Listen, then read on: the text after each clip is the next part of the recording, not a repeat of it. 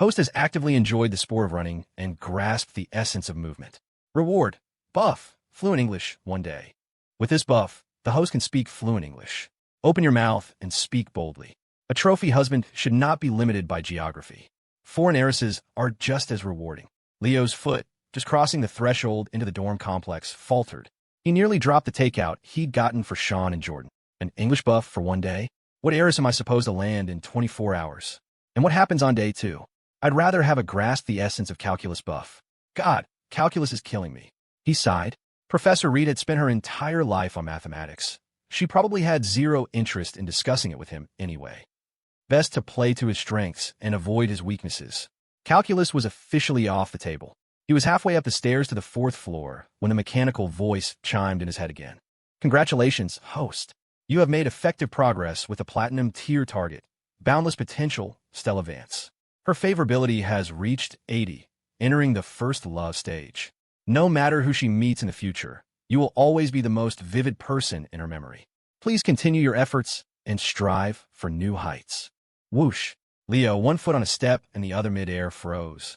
He quickly scrambled the rest of the way up to the 4th floor landing, needing the stability. His emotions were a chaotic mess.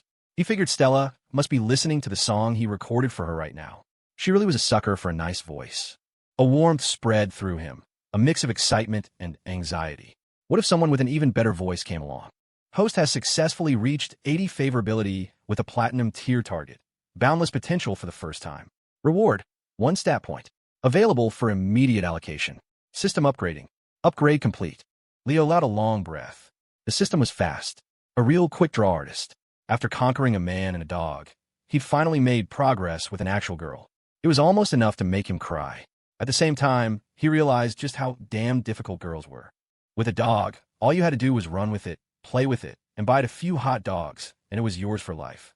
With Sean, he hadn't done anything special, just treated him like he always did, maybe offered 1 word of encouragement that one time, and Sean had been moved to tears. But with a girl, you never knew what she was thinking. You never knew what would make her happy or why she was suddenly upset, and you could never, ever be sure if she actually liked you or not. Leo pulled up his stats panel. Sure enough, things had changed. The notes behind vibe and integrity were different. Vibe, 7, plus or minus 2/10. Mood is elevated, but recent fluctuations have been significant. Consider heart health supplements. Integrity, 8, minus 2/10. High moral standing. Pro, easily gains favorability. Con, prone to being taken advantage of, often falls into self-reproach. He didn't quite get what the vibe stat was for. Why did it need its own category? Vibe is a person's mental threshold, the system explained mechanically.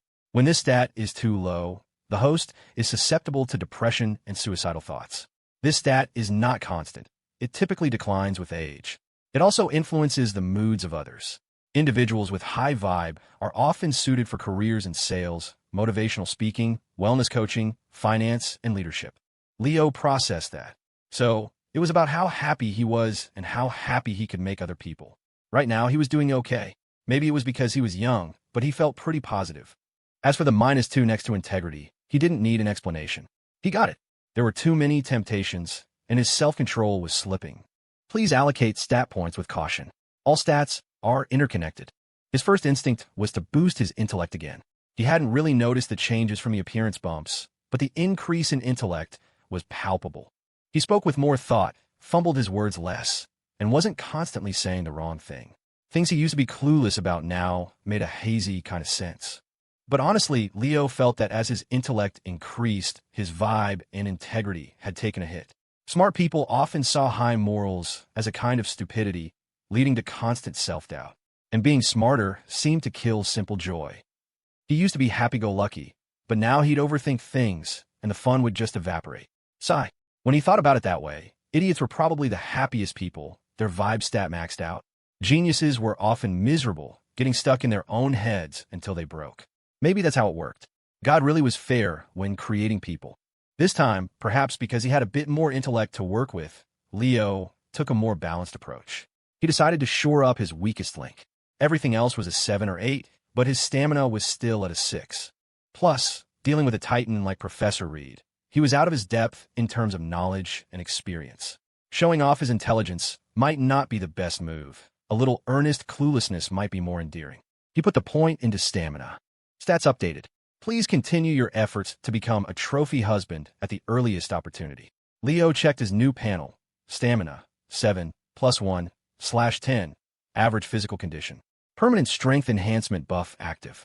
Continue a balanced exercise regimen and you will maintain a slight advantage over most humans. Intellect, 7, ±1/10. Average intelligence. Keep working, host. A handsome face is a dime a dozen, but a fascinating soul will make an heiress unable to live without you.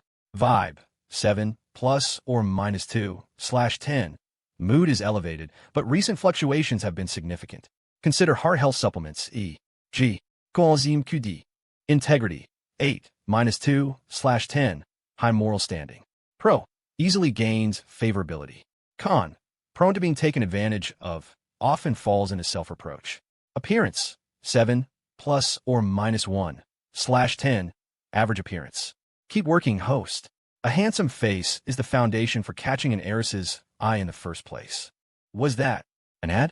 The system was getting surprisingly practical. Had it finally decided he was a lost cause and needed to start pulling its own weight? Did the upgrade come with a corporate sponsor? Was the system run by a pharmaceutical company? Leo found it bizarrely fascinating. Coenzyme Q10. He pulled out his phone and searched it on TikTok. CoQ10 has significant benefits for the heart, helping to combat fatigue, protect cardiac function, and regulate the nervous system. Sold. He buy some later. He had been feeling like his heart was doing acrobatics lately. When he placed his hand over his chest, especially the hand wearing the two-tone Rolex, he could feel it pounding, loud and clear. Leo walked the last few steps to room 402. Sean was already up, locked in a fierce battle at his computer. But it wasn't a game on the screen, it was video editing software. Leo had glanced at it a few times over the past couple of days. It looked brutally complicated, clipping and splicing segments, syncing audio, color correcting. It was enough to make your eyes bleed, way harder than playing League. But Sean looked cooler editing videos than he ever did gaming.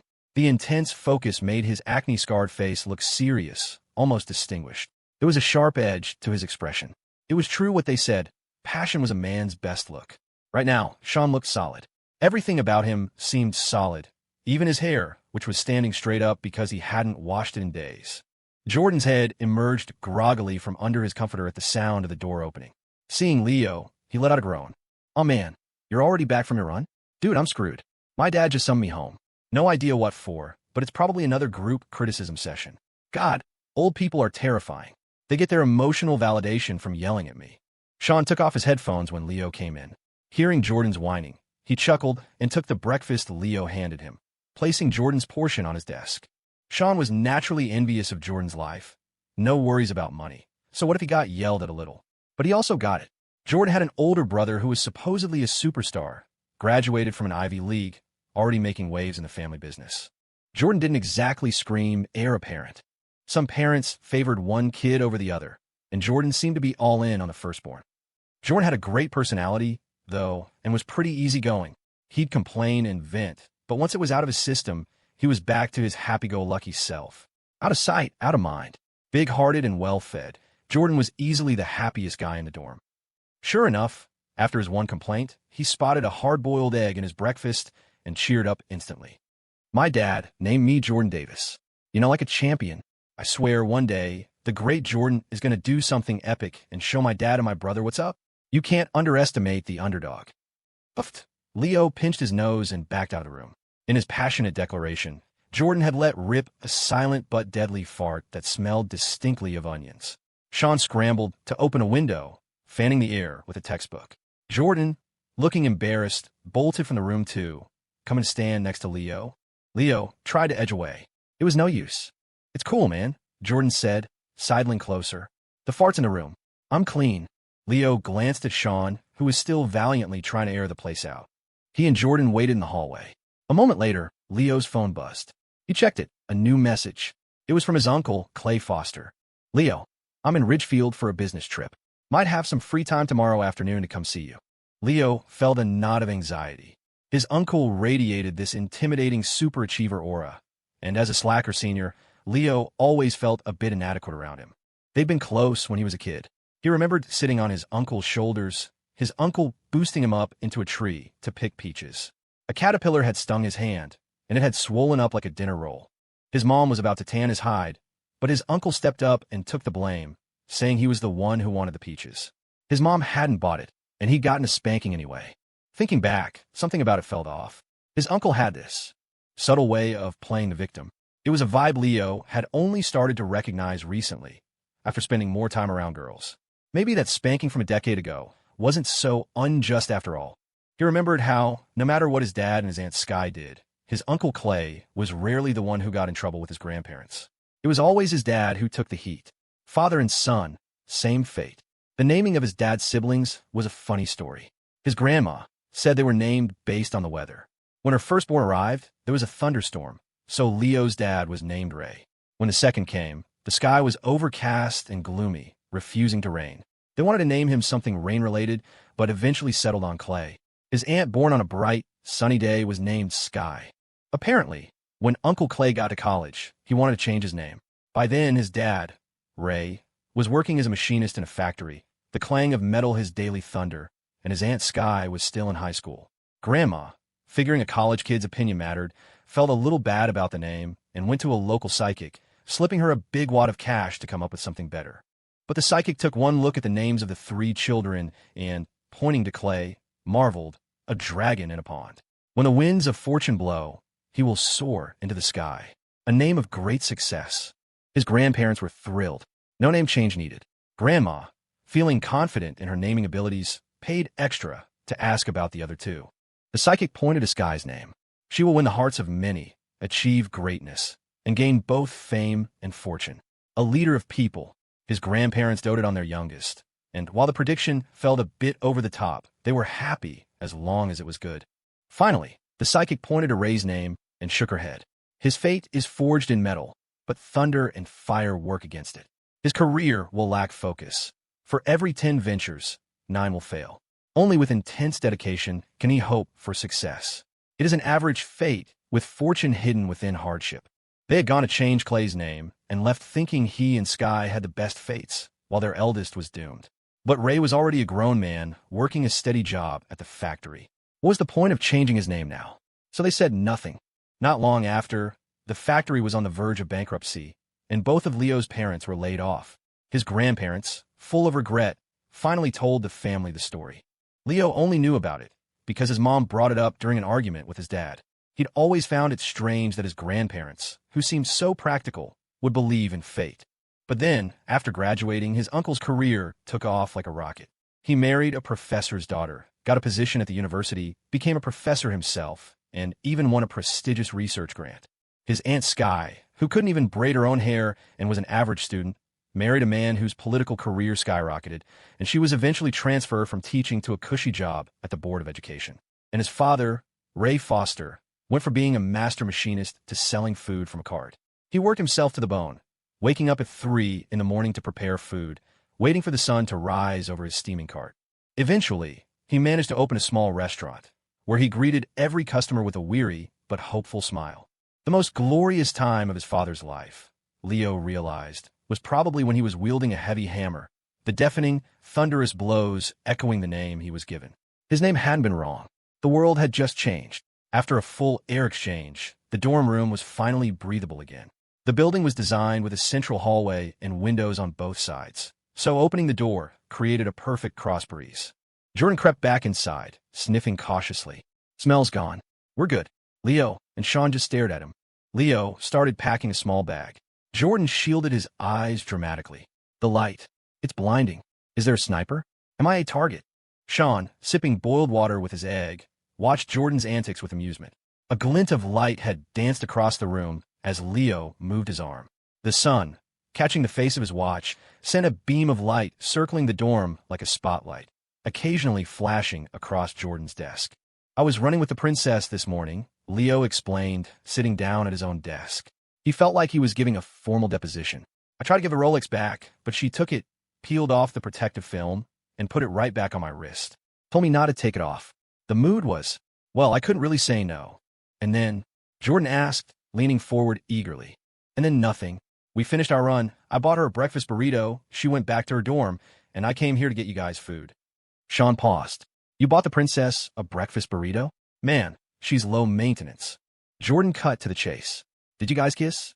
The blunt question made Leo flush slightly. Get lost. So that's a no. Jordan shook his head, a look of profound disappointment on his face. Sean just watched the show, munching on his breakfast. He noticed Leo packing a change of clothes. You're not planning on coming back tonight? Sean asked, a teasing glint in his eye. Is the princess that bold? Leo, my man, you gotta protect yourself out there. It's not what you think. It's not for Stella. It's for Professor Reed. Sean, huh? Jordan, what? I ran into Professor Reed, the one who teaches our calculus class. This morning, Leo explained, since he'd be gone overnight and needed to let them know. She has a conference in the city this afternoon, and her assistant called in sick. She asked me to help carry her bags. She said if it gets too late, I might have to stay over. Dude, that's an opportunity. Jordan yelped. If I'd known you could run into Professor Reed there, I'd be running every single day. Sean was envious too, but the thought of spending a whole day with the notoriously stern professor made his skin crawl. Standing in her presence during class was enough to make his toes curl in his shoes. Carrying her bags? That was a level of terror he wasn't ready for. That opportunity wasn't for him. The forecast said it might rain this afternoon and tomorrow, Sean said practically. You should take an umbrella. Leo hadn't even thought of that. The sun was out now, but it had been overcast this morning. He wondered if it had something to do with his Uncle Clay visiting the city. At a family dinner once, his aunt had joked that wherever Clay went on a business trip, it rained. He was a walking rain god. Thanks, Sean. Leo rummaged through a drawer and found his old umbrella. He rarely used it. For a light drizzle he'd just run, and in a downpour, an umbrella was useless anyway. Jordan handed his over. Take mine. I'm just going home anyway. I'll use yours if I need it. Thanks, Jordan. Leo took it. Jordan's umbrella was new and sturdy looking, a big black canopy that would definitely block sun and rain.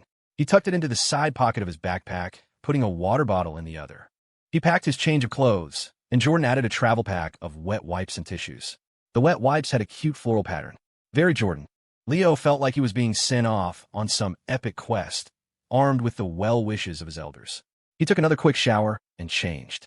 Not that it made much difference. He put on a clean white t-shirt and track pants, basically the same outfit. Jordan offered his styling services, which Leo firmly refused. He was fine as he was. Trying too hard for an important event would just make him feel awkward and unnatural. Better to stick with what was comfortable. In critical moments, a calm mind was the best accessory. Leo noticed that since the system upgrade, there were now two modes for his daily schedule. One was the default mode, where the system assigned him tasks. The other was a self-directed mode, where he could set his own plan. There was a note attached to the new mode. Host is encouraged to actively manage his own time. Do not waste it. Time waits for no one. If you don't work hard now, you'll be too old to work hard later. Start now, become a trophy husband sooner, and enjoy life earlier. He decided to try the new feature. After packing, he headed out of the dorm to study. Since he had the fluent English buff, he figured he should brush up on his speaking skills. The buff enhanced what was already there. It didn't create it from nothing. Sean tagged along, camera in hand. His daily footage. None of his recent videos had gone viral, but he'd adjusted his mindset and wasn't so anxious about it anymore. He could see progress, slow and steady. His views and likes were gradually increasing, possibly from residual fans of his popular organization and singing videos. If someone watched one of your videos, the algorithm was more likely to show them another. He just had to be patient and keep creating content. The worst-case scenario was moving back home to work on the farm. He wouldn't starve. Plenty of his old high school friends who hadn't gone to college were doing just fine. One of them had even invited him to his wedding over the fall break. With his new, calmer perspective, Sean held his phone steadier. Leo, having been filmed for days now, was used to it. He still cringed watching the videos of himself later, but he was getting over it. He figured it was a good thing. Practicing his spoken English out loud would feel less idiotic with Sean there as a distraction. They didn't go to a classroom, which would be too disruptive. Instead, they found a spot in the garden outside the main academic building. College campuses were great for that, full of green space. A long, covered walkway lined the garden, with benches scattered along it. It was overcast now, so the sun wasn't an issue. Leo set out his books and the water bottle he'd brought. The system strongly recommended hot water. 21-year-old Leo had surrendered. The wellness journey starts now. Besides, bottled water cost money. Little expenses added up. If you could drink free water, you drank free water. Sean filmed a few establishing shots of the building, even capturing a golden butterfly fluttering by. Leo opened his English textbook and started reading aloud. It was awkward at first, but soon he found his rhythm. After each sentence, he'd pause, feeling the pronunciation. With his voice of clarity buff and a new fluent English buff, his confidence grew. He read louder, like a child first learning to talk, stumbling at first, but once they get it, they can't stop, their voice getting louder and clearer with every word. As he read, he thought about his last conversation with Jessica Monroe. Her English was so colloquial, full of slang that would be marked wrong on an exam, but was perfectly natural in conversation. Real life didn't follow a grammar textbook. Lost in his reading, he forgot Sean was even there. Sean filmed intently, focusing on shots that didn't show Leo's full face, a technique that had worked well for the library video. He tried to capture the raw audio as cleanly as possible. Man, Leo sounds good, he thought, a little envious. Sean had always been self-conscious about his English. Coming from a rural area, he'd started learning late, and his accent, thick even in his native tongue, was heavier in English. It had always dragged down his grades. Listening to Leo now, he seemed to glow. If you put him in a tuxedo, you could easily pass him off as a half-American heir who'd just returned from studying abroad. Sean was already planning the edit in his head, getting more excited by the second. Leo continued, completely focused. After a while, Sean gave him a quiet signal that he was done and headed back. Leo nodded and kept reading. It wasn't until he'd finished the entire bottle of water and his bladder screamed for a break that he realized an hour had passed. He felt incredibly productive. He checked his phone and saw a bunch of notifications. Paige Kennedy had sent him a string of angry Cupid emojis, each one more comically furious than the last. He saved a few of the funnier ones, thinking Stella might like them. He replied, "I promise I'll walk Moose tomorrow. Double the time, no extra charge." Then he saw a message from Alex Young. The secretary rarely messaged him privately, so Leo thought it might be something important. He opened it and was floored. Jordan must have mentioned the Professor Reed thing in their group chat. Alex's message was a detailed dossier. Evelyn Reed, 69 years old. History of coronary artery disease, high blood pressure, diabetes. Has some thinning hair, she's sensitive about it. So make sure her hair doesn't get wet if it rains. Her gums have been inflamed lately, so she can't eat spicy food. I have some individually wrapped chrysanthemum tea bags in my desk drawer. You can take a few. Also some Ricola. Grab those too. Leo felt like he should be kneeling as he read. No wonder Alex was such a big shot on campus. The guy was a walking intelligence agency. He sent a voice message back. "Alex, thank you so much. I owe you dinner when I get back." Alex replied a few minutes later. "No big deal. I happened to learn that stuff while helping out at the University Health Center. Do a good job, Leo. This is a great opportunity. Go get him. We'll celebrate on your benefactor's dime when you get back." Leo stared at his phone, feeling a wave of gratitude. Here he was, just a temporary gopher, and Alex was behind the scenes, running mission support for him. He was the youngest in the dorm, the freshman of the group, but in that moment he felt truly looked after. He was so lucky to have these guys as his roommates. "Let's do this, Leo. Time to crush it." Leo finished his morning study session, had a yogurt and some fruit, and took a half-hour break.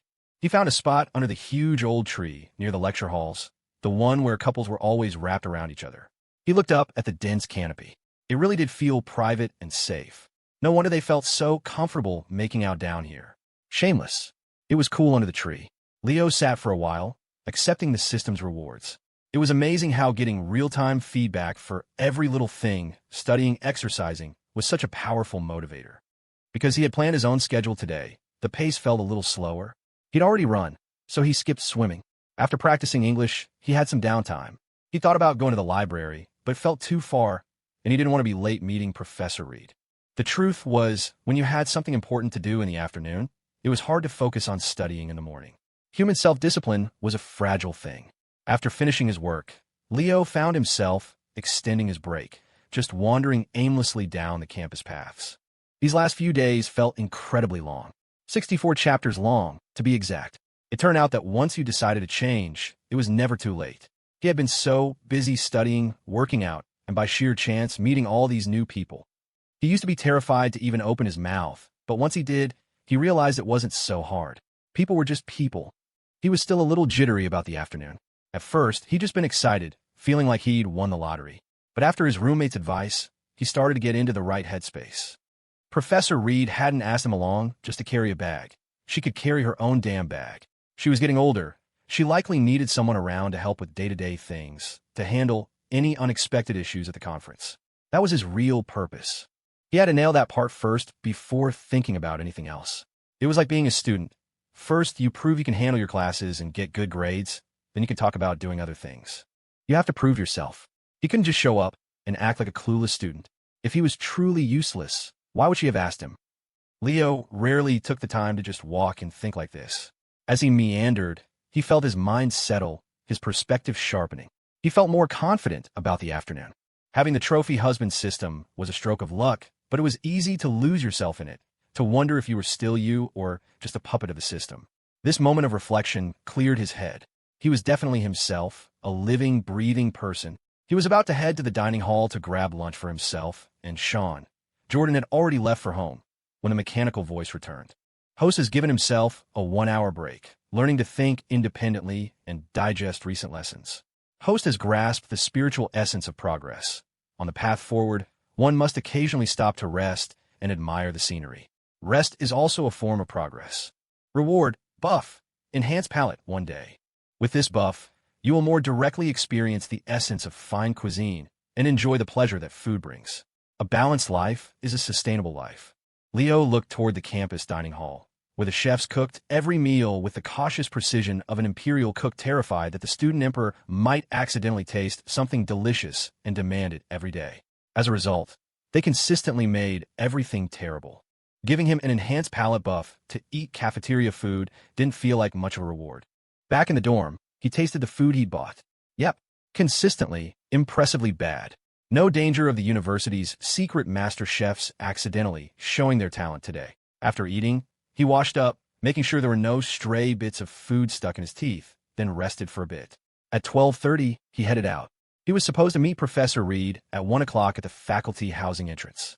It was a 10-minute walk at most, but he left 20 minutes early to account for any surprises. Just as he was leaving, Sean handed him a small bottle of motion sickness pills. My mom gets car sick all the time. Take these just in case. Leo, ever the good sport, stuffed them in his bag. Not there, Sean chided, like a mother hen. Put them in that small outer pocket of your backpack, so they're easy to find. Under Sean's watchful eye, Leo finally left the dorm. He walked quickly to the faculty housing complex. Thankfully, it was overcast, so he didn't break a sweat. As he arrived, he saw the same guard from before in the security booth. This time, inspired by Alex Yang's incredible networking skills, the guy even had connections at the health center. Leo decided to be more proactive. He walked up and gave the guard a friendly hello. Hey kid, come on over and get some of this fan, the guard said with a smile. Leo was pleasantly surprised. By initiating contact with an NPC, he had unlocked a cool breeze +1 bonus. The oscillating fan felt good, and it kept the mosquitoes away. Here to see Cody, the guard asked, jumping right into conversation. Leo felt a surge of gratitude for the warning. Sometimes the people we overlook are the ones paying the most attention. You think you're being discreet, but you're an open book. A good reason not to cause trouble. No, sir. I'm helping Professor Reed. She has a conference in the city, and I'm carrying her bags. Oh, helping out Evelyn, huh? I heard about that. Her assistant, Ms. Holloway, is pregnant. Got terrible morning sickness. NPC Leo had acquired a crucial piece of intel related to a main quest. He also mentally noted that the guard, who looked at least a decade older than Professor Reed, had just called her Evelyn. Leo had only heard that her assistant was on leave. He hadn't felt it was his place to ask why. Now he knew. If it was pregnancy, he remembered his Aunt Skye being miserable for the first trimester, but fine after that. That meant this opportunity might last for a while. It was the perfect chance for him, a temporary gig that didn't require benefits or a salary negotiation. It was basically an internship, and most internships didn't pay or come with a world-class professor as your mentor. Feeling cheerful, he kept chatting with the guard, who was clearly bored and happy for the company. Leo's pleasant voice helped. The conversation drifted, and eventually the guard dropped a bomb. I'm retired, you know. Nothing to do. I wanted to go fishing, but the wife's always worried I'll fall in the river and drown. So my son set me up with this gig. This is a great job, sir, Leo said, looking around the surprisingly well-equipped security booth. There was a TV and an air conditioner in addition to the fan. His dorm room didn't even have AC.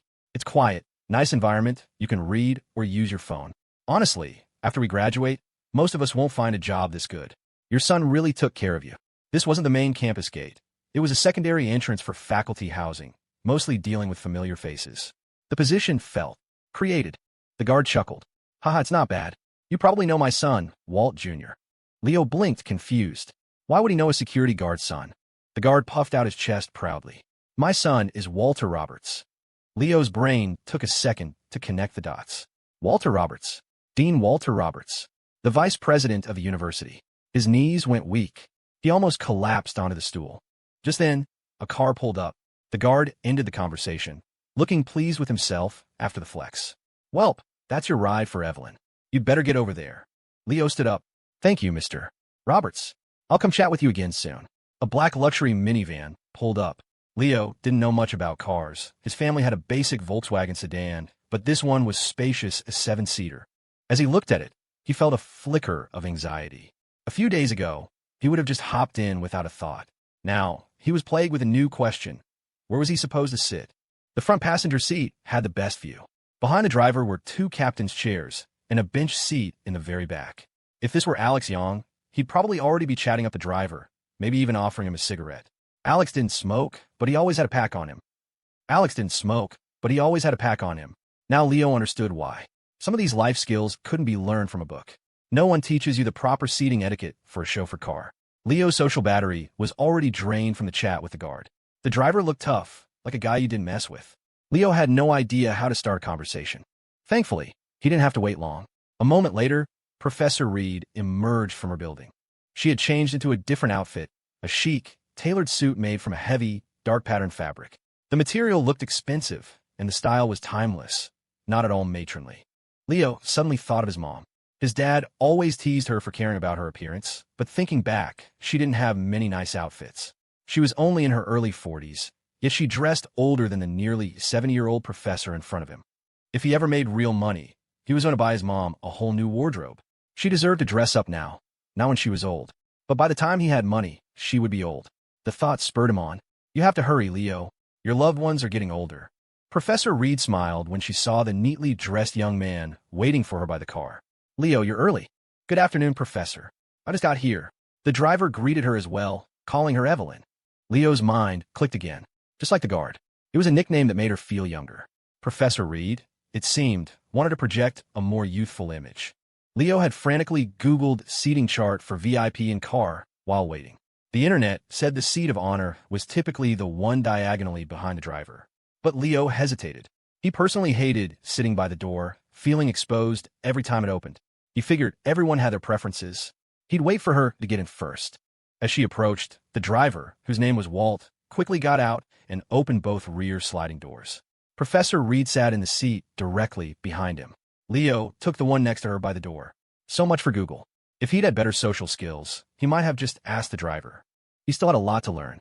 Once inside, Leo had the presence of mind to place Professor Reed's bags on the back seat, along with his own backpack. She had 2, a briefcase and a personal tote. He'd been a beat too slow when she first came out. Walt had already grabbed her tote bag. Leo's first chance to be a good assistant missed. The real world was competitive as hell. Sitting next to the professor, the silence felt heavy. He had been dreading this hour-long drive, wondering what on earth they would talk about. But now, he realized just being in the car was an achievement. Watching Walt hustle to open doors and carry bags, he understood that those were supposed to be his jobs. Professor Reed's eyes fell on the Rolex on Leo's left wrist. She was sitting to his left, so it was in her direct line of sight. She then glanced down at his shoes. Shoes told you a lot about a person. She wasn't a brand snob. The bespoke linen suit she was wearing was custom-made and cost more than most designer labels. But at her age, she knew things. Leo's clothes were generic student wear. When she'd asked for a background check, the file she got on Leo Foster was unremarkable. Average student, clean disciplinary record, uncomplicated family, no obvious connections. Just a kid from a regular suburban family. But seeing him up close now, she sensed there was more to him.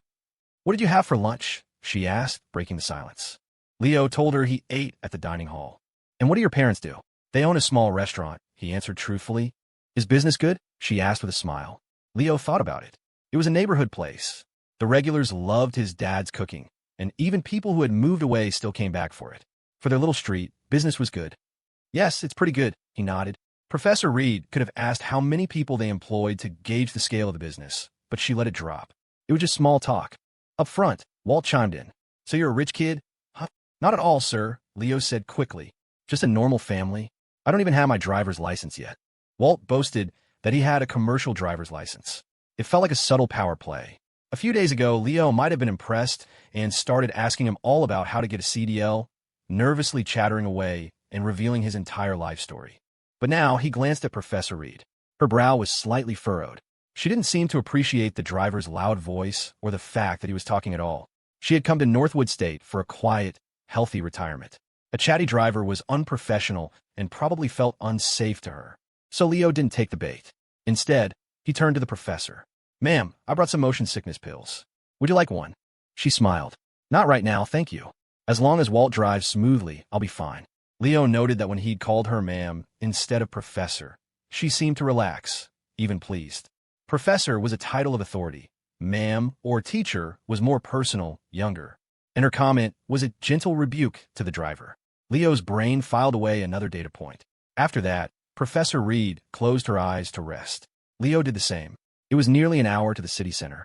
He set a half-hour timer for a nap in his mind. The habit of a daily nap, once formed, was hard to break. Without it, he felt sluggish all afternoon. With it, his mind stayed sharp well into the evening. He fell asleep quickly. Professor Reed was only pretending. When the driver braked sharply to overtake another car, her eyes snapped open. She glanced out the window just as a large truck rumbled past, startling her. She turned and saw that Leo was fast asleep, his breathing even. He was a tidy sleeper, leaning back against the seatbelt buckled. His long eyelashes cast shadows on his cheeks. He looked peaceful, his hands clasped over his stomach. The watch looked good on his wrist. It made her think of her grandson. She'd have to buy him one. Youth was a wonderful thing, to be able to sleep so soundly. She watched him for a moment before closing her eyes again, this time drifting into a light doze. Up front, Walt drove in silence. While waiting at a long red light, he glanced in the rearview mirror. He saw the sleeping college kid. He'd initially been skeptical. Why would Professor Reed want a student as a temporary assistant? He knew her regular assistant, Ms. Holloway, was out, and her husband had slipped him 2 cartons of cigarettes to keep an eye on things, a tacit request to make sure Holloway's job was safe. But a college kid posed no threat. He was just a greenhorn. Walt had been prepared to do a little something to earn those cigarettes, maybe make the kid look bad. But seeing him sleeping so peacefully and remembering the professor's questions about his family, he figured the kid was probably well off. As the light stayed red, Walt looked again and finally noticed the watch. Holy crap. He didn't know many watch brands, but he knew the Rolex Crown. Good grades, good family, good money. The rich really do have it all. There was no point in comparing. What was he even worried about? A college kid with a Rolex wasn't going to fight for a low-paying assistant job. He was probably just doing this for college credit or for fun. The light turned green. Walt focused on the road, driving with renewed care. They had arrived. Leo had been awake for a few minutes, but kept quiet, not wanting to disturb Professor Reed. As the van stopped, Walt jumped out and hurried to open the doors. Leo was puzzled. The driver's attitude seemed to have done a complete 180 during nap. When they'd first gotten in, Leo felt a distinct chill from him, as if his unshakable core buff had failed. Now, for some reason, the guy was all smiles. He didn't even compete to carry the bags. He handed Professor Reed's tote directly to Leo. "Professor, call me if you need anything. And you, Leo, here's my card. You contact me too." Walt handed Leo a business card before getting back in the van and driving away from the hotel entrance. Leo felt a flush of embarrassment. He'd been awake for the last part of the ride. He could have been the one to ask for the driver's contact information. He just hadn't thought of it. These were the kinds of things you only learned through experience. He also noted that in this more formal setting, the driver had switched from calling her Evelyn back to Professor. As they got out, a well-dressed, middle-aged man rushed out to greet them. He took Professor Reed's hands in both of his, shaking them warmly while bowing his head slightly. "Professor Reed, you're here? You look younger every time I see you. Let me show you in. Professor Thorne and the others have already arrived and are waiting for you." Before Leo could process it, Professor Reed was being ushered inside. He followed behind, carrying the bags. He'd always thought the pinnacle of a VIP welcome was a line of beautiful women in elegant dresses. But today he realized his mistake. There were conventionally attractive hosts at the door, but the person greeting Professor Reed was this successful-looking man in a tailored suit. He had the same aura of quiet authority as Leo's uncle. For a man like that to be on greeting duty showed just how important Professor Reed was. The real power move wasn't having a pretty girl as your assistant. It was having a man.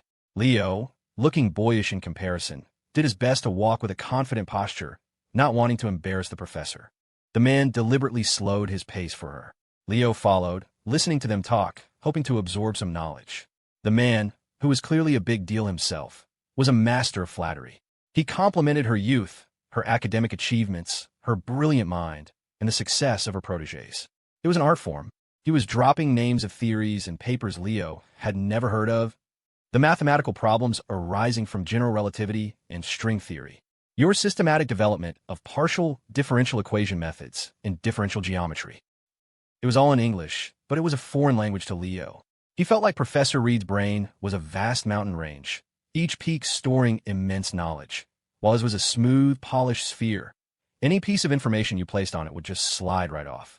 His respect for her climbed to a new level. You couldn't truly appreciate how brilliant someone was until you got a glimpse of their world. It was like with Alex Young. He'd always known Alex was smart, but after seeing that detailed message, he realized Alex was on a completely different plane of existence. By the time they reached the conference hall, Leo had learned a masterclass in networking. He followed Professor Reed inside. No one stopped him. He knew he couldn't compete on intellectual flattery, so he defaulted to a different role model, his dad. How does Dad take care of Mom? The air conditioning in the hall was blasting. As soon as Professor Reed sat down, Leo draped the shawl he'd been carrying over her shoulders. There was a bottle of mineral water at her place setting, along with a ceramic mug. Servers were walking around with pitchers. Leo found a server, requested a glass cup, and took out one of the chrysanthemum tea bags Alex had given him. He placed it in the glass and filled it with hot water. A beautiful, large chrysanthemum flower unfurled, filling the glass with its delicate aroma. With his duties done for the moment, he leaned in. "Professor, I'll be just outside. Please let me know if you need anything." As Leo stepped away, a man sitting next to her, whom she had greeted as Professor Thorne, chuckled. "Evelyn, you're doing well for yourself. Your last assistant was sharp, but this new one is even more considerate." Professor Reed lifted the glass, inhaling the fragrant steam. "He's one of my students. My assistant is on maternity leave, so he's just helping out for the day. I'm not as young and strong as you are, Marcus." Professor Thorne, a man of 58, laughed heartily at being called young and strong. "Ah, so he's one of your star pupils?" He seemed like a fine young man, very composed. Professor Reed just smiled. "A star pupil who had failed basic calculus twice. He is very steady," she said, which was not a lie. Outside the hall, there was a lounge area with sofas. Leo sat down, unaware that Alex's fancy tea had just scored him another point. He'd assumed it was just regular tea. In reality, that single bag was from a box that cost over $100.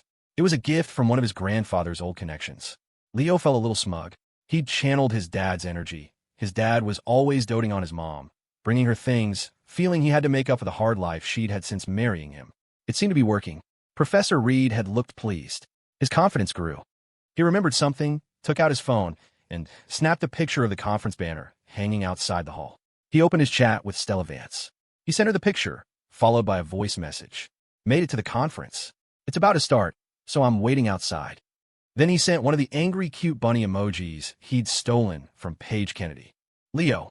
He looked up startled. "Uncle, what are you doing here?" He couldn't believe he'd run into his uncle at the conference entrance, of all places. It was surreal. He was happy to see him, though. His uncle was more handsome than the man who had greeted Professor Reed, slimmer, with better features. The Foster men weren't blessed with height, however, and Leo could tell from his uncle's polished dress shoes that he was wearing lifts, though he still fell just short of 6 feet. His uncle, Clay, wore gold-rimmed glasses and was impeccably dressed. The steel Rolex on his wrist was a familiar sight, peeking out from under his shirt cuff. It seemed a love for watches ran in the family. Clay wore a crisp white shirt and black trousers. Leo wore a white t-shirt and black track pants. Both had a Rolex on their left wrist. Looking at them side by side, they could have passed for brothers. Uncle Clay was the best-looking of his siblings, inheriting the best features from both of his parents. Leo used to lag behind in the looks department, but the recent points he'd put into his appearance stat had finally put them on a more even footing. Clay Foster was pleasantly surprised to see his nephew. There's a natural affinity for younger relatives who look like you, a pull of shared genes that makes you want to take care of them. "My professor is attending the conference, and I'm helping her carry her bags," Leo explained, gesturing to the tote bag by his feet. Clay's eyes flickered from a bag to his nephew's wrist. Whoa, had his brother suddenly struck it rich? That watch on Leo's wrist was more expensive than his own. The conference was about to start, leaving no time to chat. Clay had walked in on his own, unescorted. At these things, everyone was a professor. You could throw a rock and hit 5 of them. He decided he would find Leo after the session. He went inside and found his seat near the back. The front rows were filled with the heavy hitters, the legends of the field. He wanted to go up and introduce himself, but didn't know any of them personally and didn't want to seem presumptuous. Outside, Leo's phone buzzed with a reply from Stella. She was busy too, studying Portuguese in a classroom. She sent him a picture of her textbook, which was completely unintelligible to him. Her voice message was softer and sweeter than when they spoke in person. Portuguese is so tricky, the pronunciation is really hard. Leo played it twice, imagining the cute little pout she must have made while complaining. He marveled at her work ethic. She had all the money in the world and was still studying this hard. It was no wonder the wealth gap was so hard to bridge. The rich could afford to focus purely on learning, while everyone else had to worry about survival first. He didn't want to distract her further. He looked at the time. He had hours to kill. The old Leo would have played games on his phone or snuck out to explore. But ever since he started managing his time with the system, every hour felt precious. Wasting it felt like a crime. Since he had the fluent English buff, he decided to make the most of it. He wanted to internalize the feeling of fluency so that some of it would stick after the buff wore off. He pulled out his Surface Pro, a gift from his Aunt Sky, put on his headphones, and started listening to a conversational English course he had saved. The tablet was perfect for it. He could listen, write notes on the screen, and save everything. He studied for an hour, amplified by the time dilation buff. As he was finishing up, he felt a trickle from his nose. He grabbed a tissue and wiped it away. A nosebleed. He'd literally overheated his brain. He noticed people starting to file out a side door. It was the mid-session break. Professor Reed emerged, chatting with a blonde woman. Leo stood up and walked over. Professor Reed had come out for a stretch. She couldn't sit for that long at her age. Leo remembered Alex's note about her diabetes. He knew that meant controlling blood sugar, eating small, frequent meals to avoid a crash. Professor, I brought some artisan dried fruit from my hometown. Would you like some? Professor Reed had invited him along on a whim, charmed by the earnest young man she saw on her morning run. She was surprised by how thoughtful he had been all day. It was clear he came from a good family, a bit green, but very diligent. She accepted the fruit and offered some to her companion, a visiting academic from Europe. The woman shook her head. My throat is a bit sore. I cannot have this. Leo immediately pulled out the pack of Ricola lozenges. He turned to her and said in clear English, these are for sore throats. They help with irritation and dryness. He explained the herbal ingredients on the box. The woman's face lit up. Vala, resnikno potribujum, she said in her native tongue, before switching to English. Thank you, I really need it. She took one right away. Professor Reed took one as well. She introduced Leo as her student, and the woman praised him for being so thoughtful and handsome. After a short break, they headed back inside. Professor Reed was impressed. Leo's English was excellent, completely fluent. His math might be terrible, but his other skills were clearly not. The second half of the conference passed quickly. Leo sat on the sofa and studied his accounting textbook. When the hour was up, he'd get up and stretch. Finally, a low roar emanated from the hall. The conference was over. The main doors opened, and hundreds of professors flooded out. Professor Reed was at the front, walking with a few other senior academics and the blonde woman. His uncle was lost somewhere in the Sea of Tweed. Leo gathered his things and went to meet her. Leo, she said, seeing him approach. Come, we're going to dinner. There's a smaller seminar this evening, so we'll probably be staying the night. Can you go and check on the room arrangements? Just as she finished, Clay Foster finally squeezed his way out of the crowd. He saw his nephew talking with the legendary Professor Reed, who was smiling warmly at him. A far cry from the formidable woman who had, according to academic legend, once thrown a book at a presenter mid-speech. He had no idea the secret weapon behind that smile was the chrysanthemum tea his nephew had provided. Though he wasn't a natural social butterfly, Clay Foster knew a golden opportunity when he saw one.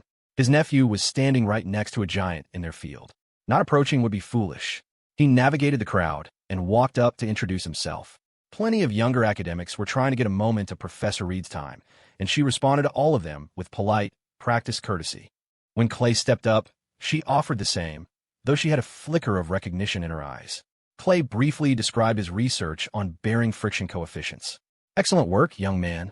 A very promising field, she said graciously. Then, Clay played his trump card. Thank you, Professor. And thank you for bringing my nephew, Leo, to an event like this. It's a wonderful experience for him.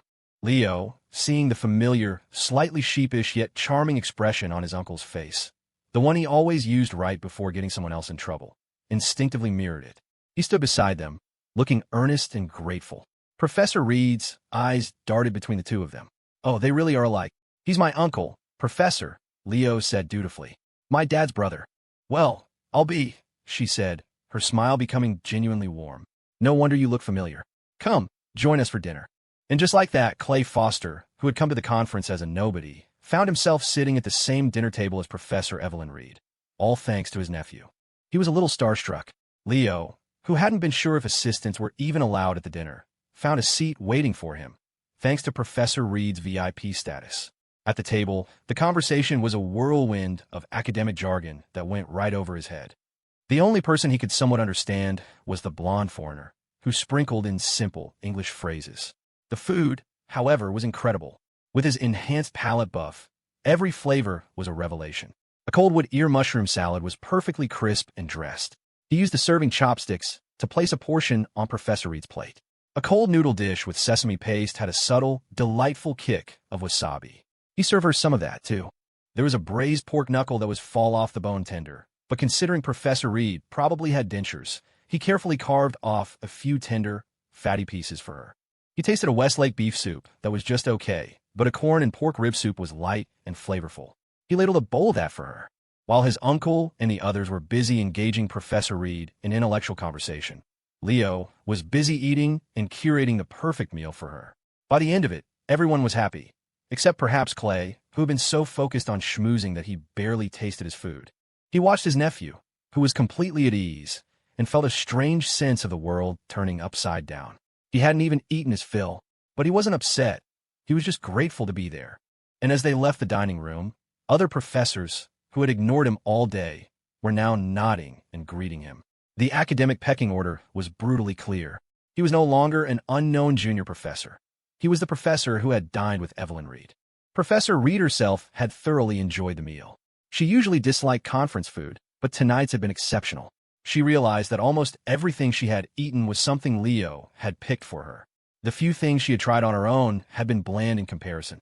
At her age, she valued comfort and contentment above all else. She was known for her explosive temper. She never bottled things up, which was probably why, at 69, her health was still excellent. But with Leo, she felt nothing but a gentle calm. After dinner, she took her medication, which needed to be followed by a short walk. Leo excused himself to handle the room arrangements. Clay Foster, who normally would have been done for the day, had been invited to the exclusive evening seminar. It was an incredible opportunity to network with the true elites of his field. Back in his hotel room, his wife, Melinda, called. "We just finished dinner," he said. "There's another session tonight." I saw Leo. There was a surprised pause on the other end. "I thought you were going to see him tomorrow," Melinda said. She had a lukewarm opinion of her husband's family. His brother ran a small restaurant, and his sister-in-law struck her as a bit petty. She felt her husband carried too much guilt over his brother helping to pay for his college tuition. A restaurant can't be doing that badly, she often thought. She was constantly reining in Clay's desire to send him money. "How is Leo doing?" Melinda asked, her tone carefully neutral. "Ask him if he has enough spending money. If not, you can give him some. But make sure you tell his father, so the boy doesn't waste it and get into trouble." Clay knew his wife looked down on his family. He couldn't resist a small bit of showing off. "Leo is doing incredible things. I ran into him at the conference. He's working as an assistant for Professor Reed. Yes, the one your father always talks about. She absolutely adores him. I had dinner at her table tonight because of him, and I was invited to a much more exclusive seminar this evening. All because I was seen with her." There was a stunned silence. Melinda's father was also a professor. She knew exactly how big the gap was between a no-name academic and a legend like Evelyn Reed. Her tone shifted instantly. "Well, Leo always was such a good, promising boy. He must be a senior now, right? He'll have a lot of expenses. You absolutely should give him something as his uncle. I was going to buy him a new suit, but since I'm not there, you should just give him the money. Give him $5,000. Clay was taken aback. His wife, who managed their finances with an iron fist, was suddenly being generous. She would approve a $10,000 watch for him, but would lecture him for days if he gave his brother $200. The one time his brother had asked to borrow money, when Leo needed to switch schools after the factory closed, and they needed money for a down payment on a house in the right district, Melinda had refused. He'd had to give his brother the $20,000 he'd been hiding for years, a near impossible feat on a transparent professor's salary. Even without Melinda's prompting, he had planned to give Leo some cash. But now, with her approval of $5,000 plus the $2,000 he'd already set aside, he could give him a substantial amount. And seeing how mature and responsible Leo seemed now, He wasn't worried about it being wasted. He took a moment to rest and clear his head before the evening session. Meanwhile, Leo was at the front desk, feeling a little nervous. He'd never had to book a hotel room before. Luckily, the conference organizers had everything arranged. Professor Reed had a suite, and he, as her assistant, had his own room. It was an old-school 5-star hotel, the kind that frequently hosted large events. Professor Reed's room was 701, and his was 703. He checked his room first. It was a spacious king room, bigger than 3 of his dorm rooms combined, with a huge bathroom that had a soaking tub. After dropping his bag, he went to check on 701.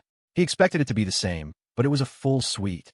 A living room that could serve as a small conference room, a wet bar, and a separate bedroom. The bed, however, was incredibly soft, with fluffy feather pillows. He remembered Alex's warning. Older people often have back problems and can't sleep on soft mattresses. He used a phone on the nightstand to call the front desk. "Hi, I'm in room 701. I was wondering if you have any firmer pillows like buckwheat, and if the mattress can be made firmer." The front desk confirmed they could send up a buckwheat pillow and have housekeeping flip the mattress to its firmer side. Leo, feeling like he was finally getting the hang of this, took a deep breath. Being an assistant wasn't just about showing up. It was about anticipating these small, crucial details. He headed back toward the conference room. Just outside, Professor Reed was chatting with a small group, including his uncle, who was hovering at the edge. Leo walked up, and since he couldn't follow the academic talk, he struck up a conversation with the blonde woman from before, deciding to practice his English. The woman, who was happy to have a conversation partner, was a good sport. She told him her field was electrical engineering and that she was from Slovenia. She also proudly explained that she had chosen a Chinese name for herself, Li Gangtai, which translated to Li Steel because she admired the strength and resilience of steel. Leo had to stifle a laugh. They chatted easily about cultural differences, food, and travel. Leo, powered by his buff, felt his confidence soaring. He could do this. It was just like chatting with relatives at a family gathering. His uncle, Clay, watched from a few feet away, dumbfounded. He saw his nephew, fluent and charismatic, conversing with a foreign academic. A paranoid thought flashed through his mind. Is my sister-in-law having an affair? But no, the kid looked too much like him. He had to be a foster. He'd always dreamed of being that effortlessly bilingual, but his own spoken English was still stilted and awkward. The evening seminar began at 8. As a small group filed in, several of the professors who had been at the dinner shot glances at Leo, the young man with a magical chrysanthemum tea. The professor who'd nearly been hit by a book earlier in the day gave him a particularly pointed look. Leo, oblivious, spotted his uncle sitting in the back. He trotted over. "Uncle, do you want some chrysanthemum tea? I can make you a cup." Clay just stared at him. "No, thank you. I'm fine." The next morning, Leo woke up early. He drank a glass of warm water and went to the window. The hotel backed onto a river and a park, and 2 large white geese were already patrolling a lotus pond in the courtyard below. He snapped a picture and sent it to Stella. "It's overcast, but no rain yet. I'm going for a run outside. My roommate Sean said it might rain today, so if you go for a run, be careful." He added a cute bunny emoji. To his surprise, she replied almost instantly with a picture of her own. It was a close-up of her face in profile, clearly taken in bed. Her nose was perfect, and her hair was a beautiful mess. She was completely makeup-free. His heart skipped a beat. "Stella, I don't want to run if you're not here." She followed it with a bitmoji of a bunny tripping mid-stride. Leo felt like she had a camera on him. He was that silly, happy bunny, hopping along and then tumbling head over heels with a goofy grin on his face. Every message from her, no matter how simple, felt like a jolt of electricity. She never said she liked him, but every word was filled with it. He went downstairs for his run, a huge, goofy smile plastered on his face. In the hotel garden, he ran into Professor Reed, who was chatting with Professor Thorne. She was wearing another new outfit, a chic white tracksuit. She looked remarkably fresh for someone who had been in meetings until 11 the night before.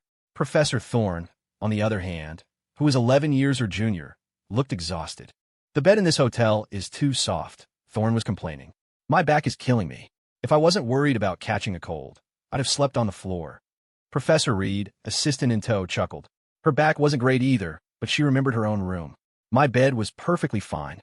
I slept like a log." She saw Leo jogging toward them. "So disciplined," she murmured to Thorne. "He was studying in the lounge yesterday, too." She made a mental note. The boy had potential. If his uncle was a professor, he had the pedigree. He just needed some guidance. "Good morning, Professor Reed, Professor Thorne," Leo said, slowing to a stop. He received a notification that Professor Reed's favorability had just ticked up to 75. Thorne just grunted and continued complaining about the beds. Leo, ever the helpful assistant, chimed in. Professor Thorne, you can call the front desk. They can provide a firm pillow and flip the mattress for you. I arranged it for Professor Reed last night. Did you sleep well, ma'am? Evelyn Reed flashed a perfect, toothy smile. Wonderfully. I always do. She was enjoying this little moment of one-upmanship with her old friend. They all went to breakfast together. The dining room was already buzzing with academics trying to get a final word in with Professor Reed. Leo couldn't even get close, so he went to get his own food. He wasn't a stranger to fancy hotel buffets, and without the need to socialize, he could focus on the mission, finding the best food. His uncle wasn't there yet, probably off networking. And Dr. Novak, whom he'd added on WhatsApp, her name on there was Alice, was likely sleeping in after indulging in a late-night dessert bar. Leo carefully sampled the breakfast offerings. The congee was terrible, but the red bean soup was decent. The star of the show, surprisingly, was a gourmet brisket slider. The bun was crisp, the meat was savory and perfectly seasoned. He put together a simple tray for Professor Reed. A small bowl of the red bean soup, no sugar, half a brisket slider, a side of sautéed cabbage, a yogurt. He remembered a traditional Chinese medicine tip about avoiding cold fruits in the morning. When the other professors saw Leo arrive with a tray, they took the hint and dispersed. Professor Thorne, still grumpy, eyed the food. Hotel food is never any good. You should have what I'm having, Marcus, Professor Reed said with a twinkle in her eye. Leo's family owns a restaurant. He has a gift for picking out the best dishes. Thorne looked skeptical. Let me get it for you, Professor, Leo said instantly. He didn't have Alex's intel on Thorne, but based on his accent and general demeanor, he guessed he liked heartier, more savory food. He prepared a similar plate, but added a dollop of chili crisp, a crispy potato pancake, and swapped the yogurt for a glass of cucumber juice. Thorne took a bite. His eyes widened. It was delicious. Everything was perfectly seasoned. Even the cucumber juice was refreshing. He ate everything, his mood visibly improving. This student of yours is quite something, Evelyn, he said, finally looking at Leo with real interest. Have you thought about graduate school, son? My university has an excellent program. You could even work with me, though my current students would handle your initial training. Leo was stunned. Grad school? At a top-tier university like Thorne's? It was beyond his wildest dreams. But he knew what to do in a moment like this. He excitedly pulled out his phone. Professor, could I get your contact information? He now had 5 professors in his contacts. The old saying was true. Network with successful people, because their friends are successful too. As Professor Thorne graciously added his contact, a notification popped up in Leo's mind. Congratulations, host. You have made progress with the gold-tier single male, Marcus Thorne. Favorability has reached 70. Please continue your efforts. Target, Marcus Thorne, 58, divorced. Net worth, $3. 72 million. Academic prowess, 85. Appearance, 70. Leo's mind reeled. His entire family's net worth, house included, was maybe $500,000. These people were on another level. Was academic research really that lucrative? He looked at Professor Thorne again, at the shiny, bald head that reflected the dining room lights, and thought, well, I guess it comes at a price. The morning was a blur of activity. Leo found a jar of honey in the conference hall's dining room and was quietly stirring it into a glass of hot water when his uncle, Clay Foster, rushed in, looking like he'd just been ambushed by an early morning meeting. Professor Reed had already finished her breakfast and left to catch up with a few old colleagues, so Leo had been waiting for him. It was almost 9:30 when Clay finally made it, well past the 8:00 to 9:00 m. breakfast rush. They found a table in the corner with a good view. Clay looked famished. You won't believe it, he said, piling a plate high with scrambled eggs, bacon, and sausage links.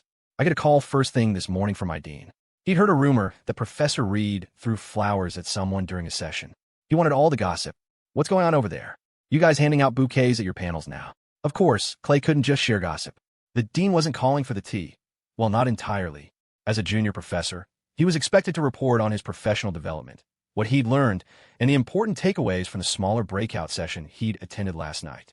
The call ended with the dean offering some encouraging words and telling him to be more ambitious with his next project grant application. Clay felt like everything was finally clicking into place, and he was starving. Reporting to your boss, even informally, was mentally draining, but it was a necessary evil. If you didn't know how to play the game and manage up, you were doomed to grind yourself into dust. Leo watched his uncle heap food onto his plate and figured most of it would go to waste. Ever since he'd married Aunt Melinda, she'd gotten him used to a healthier, more refined diet. The greasy, generic hotel buffet food wasn't going to cut it. He quietly got up and made another pass at the buffet line. Sure enough, when he returned, Clay was just sipping lemon water, poking at the food on his plate. He claimed to be starving, but nothing was actually making it into his mouth. Leo slid the plate he'd prepared in front of his uncle. "Try these. They're actually decent." Clay looked down. The hotel breakfast was, as expected, tough to swallow. After enough business trips, you'd rather just go out for coffee. He picked up a piece of melon from the plate Leo had brought. Whoa, his nephew had a knack for this. The fruit was perfectly ripe, the oatmeal wasn't watery, and the pastries were fresh. It suddenly dawned on Clay why Professor Reed had barely served herself last night, eating only what Leo put on her plate. The kid had a golden touch. He knew how to pick the good stuff. Speaking of a golden touch, Clay's eyes landed on Leo's wrist. "So, what's the deal with the watch?" At first, he thought his brother, Leo's dad, must have hit a windfall, but that didn't seem likely. Ray Foster was an open book. If something good happened, he couldn't help but share it. Quietly striking it rich wasn't his style. Besides, he and his wife were practical parents, not the type to spoil their kid. They wouldn't struggle themselves just to buy their average student's son the best of everything. Leo was a good kid, no major flaws, but this was out of character. Leo had been waiting for this. The moment he'd seen his uncle's matching Rolex, he knew the question was coming. It was moments like this, a flicker of guilt, the feeling of wearing something far beyond his means, that kept most young people on the straight and narrow. "A girl from school gave it to me," Leo said, channeling a look of pure, innocent sincerity that would have made his uncle proud. Clay looked at his nephew and, for a second, saw himself as a college senior. No explanation was needed. He got it. He remembered when Melinda had pursued him, showering him with gifts he felt he didn't deserve. She'd been a bit fuller back then, a girl he hadn't even noticed at first. In that moment, the destinies of uncle and nephew seemed to align across time. Clay didn't say anything else. He just clapped a hand on Leo's shoulder, surprised by the solid muscle there. The little kid had grown into a young man. He downed the last, slightly bitter sip of his cucumber juice, then pulled out his phone. Gritting his teeth, he wired his nephew $1,000. $500 was from the budget Melinda had approved, and the other $500 was from his personal fund money. "Your aunt said to get you some new clothes," he said gruffly. "A guy's got to be confident. We don't have to feel second-rate to anyone." Leo's phone buzzed. He opened his banking app, and his eyes widened at the number of zeros. $1,000,000. His uncle had just sent him a fortune. But why?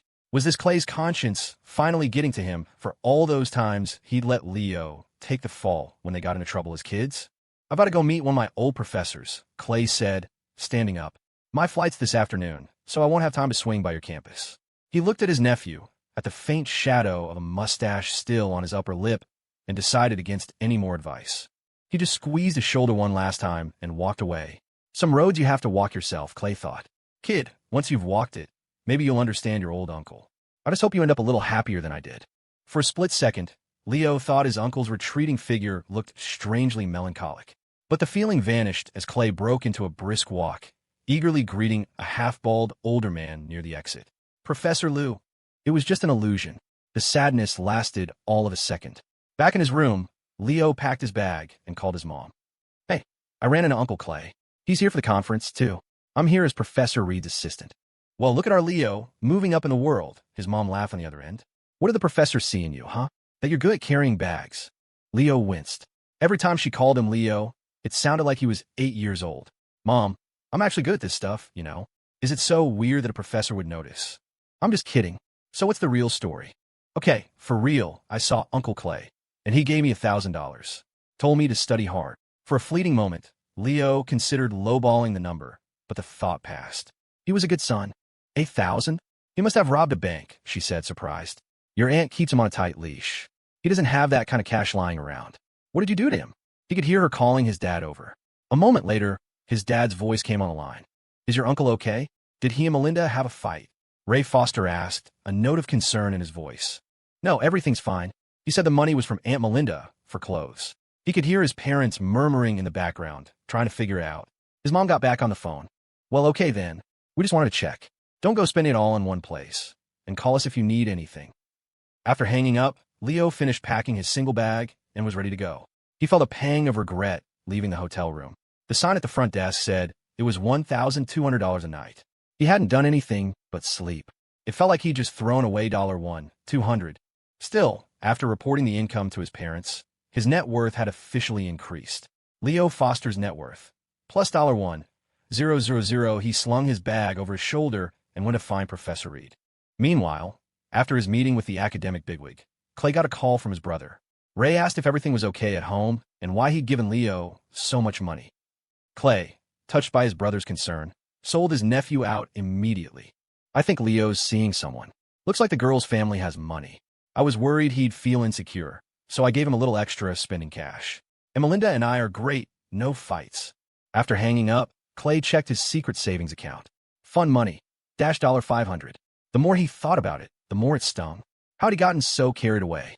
He'd seen his nephew's earnest face, had a weird moment of weakness, and poof, $1,000 was gone. It had taken him ages to save that up. $500 would have been plenty. He thumped his chest in frustration. Just then, his wife called. He answered with a dramatic sigh. What's wrong? Melinda asked. Did you give Leo the money? I did, honey. And, look, don't be mad. I was talking with him this morning. It seems like Professor Reed is thinking about taking him on as a grad student, but the kid is being foolish, talking about getting a job instead. I laid into him, and in the heat of the moment, I sent him $1,500. I told him not to worry about anything and just focus on getting into her program. People would kill for that opportunity, and he doesn't even appreciate it. Are you upset? I know I acted on my own, but it's such a rare chance. Of course not, Melinda said immediately. That's wonderful news. He should absolutely go to grad school. What kind of job can you get with just a bachelor's degree these days? Tell him you'll cover his living expenses if you have to. Don't worry about it. Oh, honey, I'm so sorry. I should have talked to you first. I was just about to call you when Ray called me. Leo must have told him, asking why I sent so much. As soon as I hung up with him, your call came through. Melinda's line had been busy. She'd been trying to call him to ask the same thing. It's fine, she said, her voice warm. As long as Leo doesn't waste it. He did the right thing by telling his parents. I love you, honey. My flight's this afternoon. I'll see you tonight. You're so cheesy. Save it for when you get home. After she hung up, Clay patted his chest, a wave of relief washing over him. He'd recouped the $500 from his secret stash and gotten his wife to approve another $1,000. Huh. Fun money. Plus $500. Standing outside Professor Reed's room, number 701, Leo suddenly felt his ears itch intensely, a strange tingling sensation, as if his brain were trying to escape through them. The sky opened up, and a heavy rain began to fall. As Clay's car pulled away toward the airport, Leo stood with Professor Reed, seeing off Professor Thorne and Dr. Novak as they boarded the shuttle bus. He waved goodbye to his uncle, watching the bus disappear into the downpour. Professor Reed noticed the glint of a Rolex on Leo's wrist as he waved, and then saw a matching one on his uncle's arm as Clay waved back from the bus window. An interesting pair, those two. You and your uncle seem close, she remarked. Leo nodded. Best friends. We used to get into trouble together when I was a kid. He was the lookout, and I was the one who got grounded. A true role model. Professor Reed laughed, a genuine, hearty sound. Her own life, filled with academic success and a sprawling family legacy, had ultimately left her feeling quite solitary. Her children were successful, off conquering the world on their own. Family was something you took for granted until it was gone, and then you couldn't buy it back for any price. At her age, she cherished these small moments of genuine connection. The conference organizers had gifted Professor Reed a slew of items. A blue and white porcelain tea set, a tin of pu'er tea, a branded travel mug, and a box of black goji berries. Each came in an enormous, heavy gift box. Leo called their driver, Walt, then gathered the boxes, carrying two in each hand as he walked with Professor Reed to the hotel entrance. This was when an athletic buff would have really come in handy, but he managed to carry everything without looking clumsy. Professor Reed was impressed. Leo looked lean, but he was surprisingly strong. The boy has potential, she thought. Leo stowed the gifts in the trunk. Walt, their driver, was much friendlier this time, treating them both with warmth. As they drove, the rain intensified. Walt, please take it slow, Professor Reed cautioned. Safety first. She'd done so much talking over the past day that she leaned back and closed her eyes, resting for the remainder of the drive. When they arrived back at Northwood State, the oversized umbrella Jordan had insisted Leo bring finally proved its worth. Leo managed to carry all 4 boxes in his left hand while holding the umbrella steady over Professor Reed with his right. They walked together into Building C, the faculty housing complex. Professor Reed lived on the 5th floor.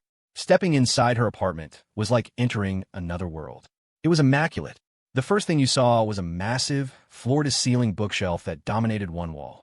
By the window, a raised tatami mat area served as a tea space, complete with another cabinet filled with an exquisite collection of teapots, cups, and saucers that all looked incredibly expensive.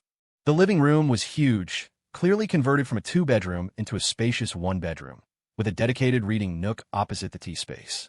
The whole place had the clean, elegant lines of modern Asian design, obviously professionally done. Leo set the boxes down and, not wanting to intrude, prepared to leave. "You should get some rest, Professor. I'll head back now. Just let me know if you need anything." Back in her own space, Professor Reed let out a sigh of relief. There was no place like home. As much as she enjoyed the work, traveling at her age was exhausting. This trip had been smoother than most. However, if her usual assistant, Heather, had come, she wouldn't have felt comfortable letting a young woman carry so many heavy things. And Walt, the driver, was always a bit too hasty. Usually, she ended up carrying something herself. This time, Leo had handled everything effortlessly. A male assistant certainly had its advantages. He'd been thoughtful, too, remembering to bring an umbrella. The last thing she needed was to catch a cold from the wind and rain. Living alone, she dreaded getting sick. Even a common cold could feel like a near-death experience. All in all, she was thoroughly pleased. And the chrysanthemum tea and Ricola lozenges Leo had prepared for her had been a lifesaver for her throat.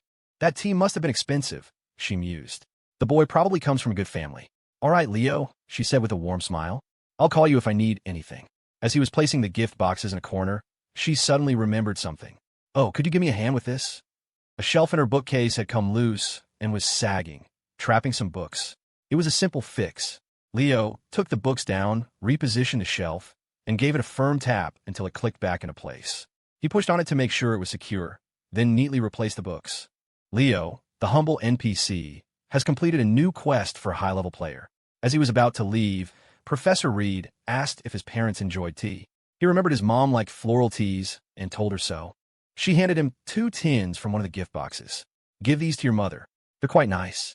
Then she asked if he wanted one of the travel mugs. Leo thought of Sean's beat-up old thermos, the paint chipped and peeling. He was half convinced the inside was leaching poison. He nodded politely. "Professor, would it be okay if I gave the mug to my roommate?" Professor Reed opened a cabinet by the door, revealing a small mountain of conference swag mugs. "You all seem to get along well," she commented. Leo thought for a moment, then answered honestly, "Actually, I'm usually pretty forgetful. One of my roommates reminded me it might rain, which is why I brought an umbrella, and the one I have is old. Another roommate gave me his new one." He didn't mention the tea or the lozenges from Alex, since that involved prying into her personal life, and Alex had specifically told him to delete their chat history. She smiled and handed him 4 mugs. "You're all good kids. Here, one for each of you." "Thank you, Professor." As he said it, the system chimed in his head. Professor Reed's favorability toward him had increased by 1 point, bringing the total to 76. Young people are supposed to be a bit careless, she thought. They haven't been beaten down by the world yet. They see endless opportunities, so they don't sweat the small stuff. But the fact that his roommates look out for him, that they help him, that says a lot about his character. He builds good relationships. That's a rare quality. Leo left her apartment with 4 new travel mugs and 2 tins of tea. Professor Reed had said the tea was for his mom. The label read Oriental Beauty. Having no idea what it was, he snapped a picture and looked it up on Amazon. His jaw dropped. Oriental Beauty, award-winning Shinshu oolong tea, first prize. 5. 3 ounces, $1.80. $180 for 1 tin? That meant he was holding $360 worth of tea. His mom's usual brand was $12 a pound, and she already complained it was too expensive, saying it used to be $5. Curious, he searched for the brand of chrysanthemum tea Alex had told him to grab. The box had been beautiful. The first result was a cheap knockoff, but the third link looked identical. The price, $120 for a box of 12 buds. $10 of flour. Leo thought his Amazon app was broken. Had it decided he was rich and started showing him ridiculously inflated prices just for fun? He couldn't believe the tea was that expensive. Alex had told him to just grab some, so he'd casually taken 4 packs, figuring each bud was maybe $1 or $2. He planned to treat Alex to a nice dinner to pay him back. He knew Alex would never accept cash. The guy had a strict sense of propriety about things like that. The security guard, Mr. Roberts, wasn't at his post in the faculty housing lobby, probably having gone home to bring in his laundry because of the rain. When Leo got back to his dorm, a wave of relief washed over him. The familiar bunk beds, the comfortable mess, it was home. All he wanted to do was collapse onto his own bed. No matter how big or luxurious a hotel room was, it never felt right. Seeing Sean, unshaven and lounging in his boxers, Leo felt an almost overwhelming urge to hug him. God, being out in the real world, using his brain so much was exhausting. It made you feel so small. Back in the dorm with his roommates, his mind could finally switch off and just rest. Sean's face lit up when he saw him. Leo, you're back. They didn't do room checks last night. You eaten yet? Not yet. Leo flopped onto his bed. He briefly wondered what Professor Reed was having for lunch, then immediately shut the thought down. Stop. You're not her butler. I'll go grab you something from the cafeteria, Sean offered. If I go now, they should still have those eggplant patties you like. Leo lifted his head from his pillow, his voice full of gratitude. Sean, you're a lifesaver. After a couple of meals on the outside, even the campus cafeteria food started to look appealing. Sean came back with eggplant patties, thin slices of eggplant stuffed with minced pork, battered, and deep-fried. It was one of the few things the cafeteria did well, a greasy, heavy dish perfect for a young guy's metabolism. Just as they were finishing, Alex strolled in. Jordan was still out of town, not expected back until that evening. Having been on his mini-adventure, Leo was buzzing with a desire to share. Even though he'd just been carrying bags for Professor Reed, the conference felt like a completely different universe from campus life. School was simple. The real world was complicated. Just playing the part of a junior assistant for a day had left him feeling mentally drained. Alex had come back to check on Leo, half expecting him to return with a new, insufferable ego. He'd seen it happen before with guys in the student government. They'd tag along with a professor for a few trips and come back talking like they were tenured faculty. He tossed an orange to Leo and another to Sean, then sat down to slowly peel one for himself. Leo pulled out the travel mugs Professor Reed had given him. He handed one to Sean, one to Alex, placed a third on Jordan's desk, and kept the last one. Alex saw the mug and grinned. Well, look at you, Leo, getting gifts from Professor Reed. You must have really impressed her. The mugs were standard conference swag. Not ridiculously expensive, but definitely a step up from Sean's dented old thermos. Worried Sean would be too sentimental to throw the old one away, Leo spoke up. The professor asked if I wanted a mug, and I told her I wanted to get some for my roommates, he explained. So she gave me 4. Sean, this one was for you from the start. Seriously, throw that old thing out. I can't look at it anymore. Alex shot Leo a surprised look. Damn, the kid knows how to play the game. Was he always this sharp, or was this a new development? It was a masterful move. If a boss gives you a gift, it's just payment for a job done, evening the score. But if you ask for something for your friends, it shows you're loyal and selfless. Not only does the boss appreciate your character, but they're more likely to call on you again, and you can accept future gifts with a clear conscience. Seeing Sean's hesitation, Alex chimed in. He's right, man. You can't use something that old. The lining is probably carcinogenic. His family received tons of corporate gifts like this, but Sean was a proud guy. He was more open with Leo, but with Alex and Jordan, he kept a certain distance. It was one of Leo's strengths, actually. He had a knack for getting along with people. All 3 of them were probably closer to Leo than they were to each other. Alex knew how to work a room and handle casual acquaintances, but when it came to deep friendships, Leo had him beat. Hearing them both say it, Sean reluctantly tossed his old thermos into the trash. He'd been thinking of giving it to his dad, whose own was even older and didn't keep anything warm anymore. But he'd been grinding away at his TikTok channel lately and felt like he was finally getting the hang of it. He was confident he'd be able to buy his dad a brand new one soon. This one was a gift from Leo. He'd use it himself. Leo then took one of the tea tins and handed it to Alex. Alex, this is for you. I used your Ricola and took 4 packs of that chrysanthemum tea. Use 2 of them. Alex's family dealt with high-end gifts all the time, so he recognized the label immediately.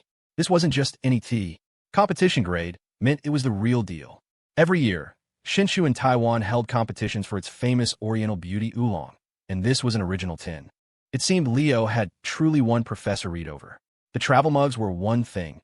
They handed those out to everyone. But this tea was special. Alex couldn't resist showing off a little. This Oriental Beauty stuff is crazy expensive. It's made from leaves that have been bitten by a specific insect, the green leafhopper. It's basically the Kopi Luwak of the tea world. The process gives it a unique aroma. It's especially popular with women. Leo had no idea it was so elaborate. Sean was equally baffled. Tea made from bug-bitten leaves was more expensive? His family's fields were full of bug-bitten leaves. Well, that's perfect, Leo said. Professor Reed said it was for my mom. She gave me 2 tins, so one for your family and one for mine. It felt right. He owed Alex a big one, and Alex was always so generous. He probably went through stuff like that expensive tea all the time without a second thought. Alex started to refuse, but then stopped.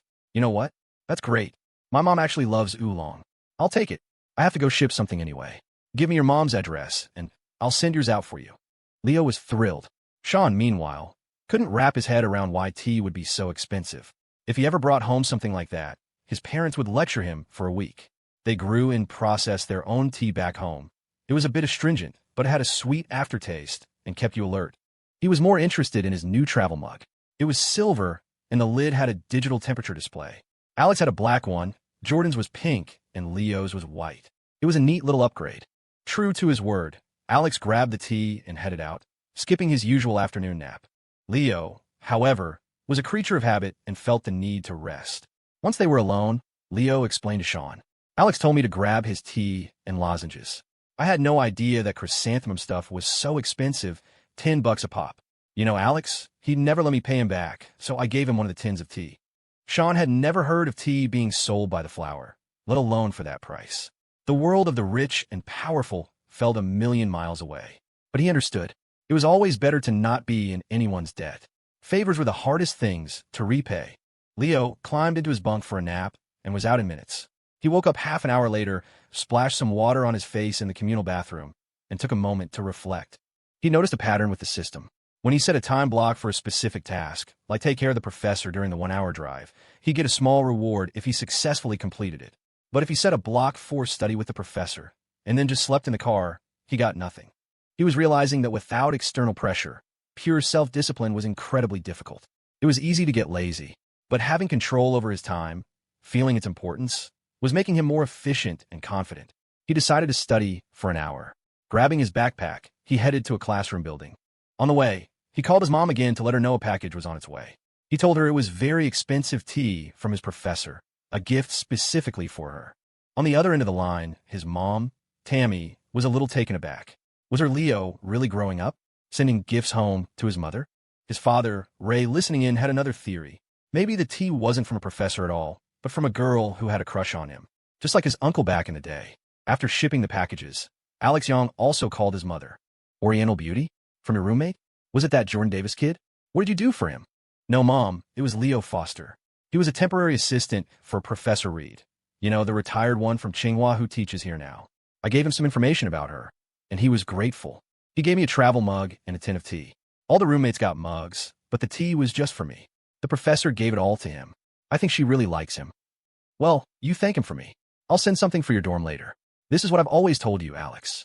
Never underestimate anyone. Everyone has their own unique strengths.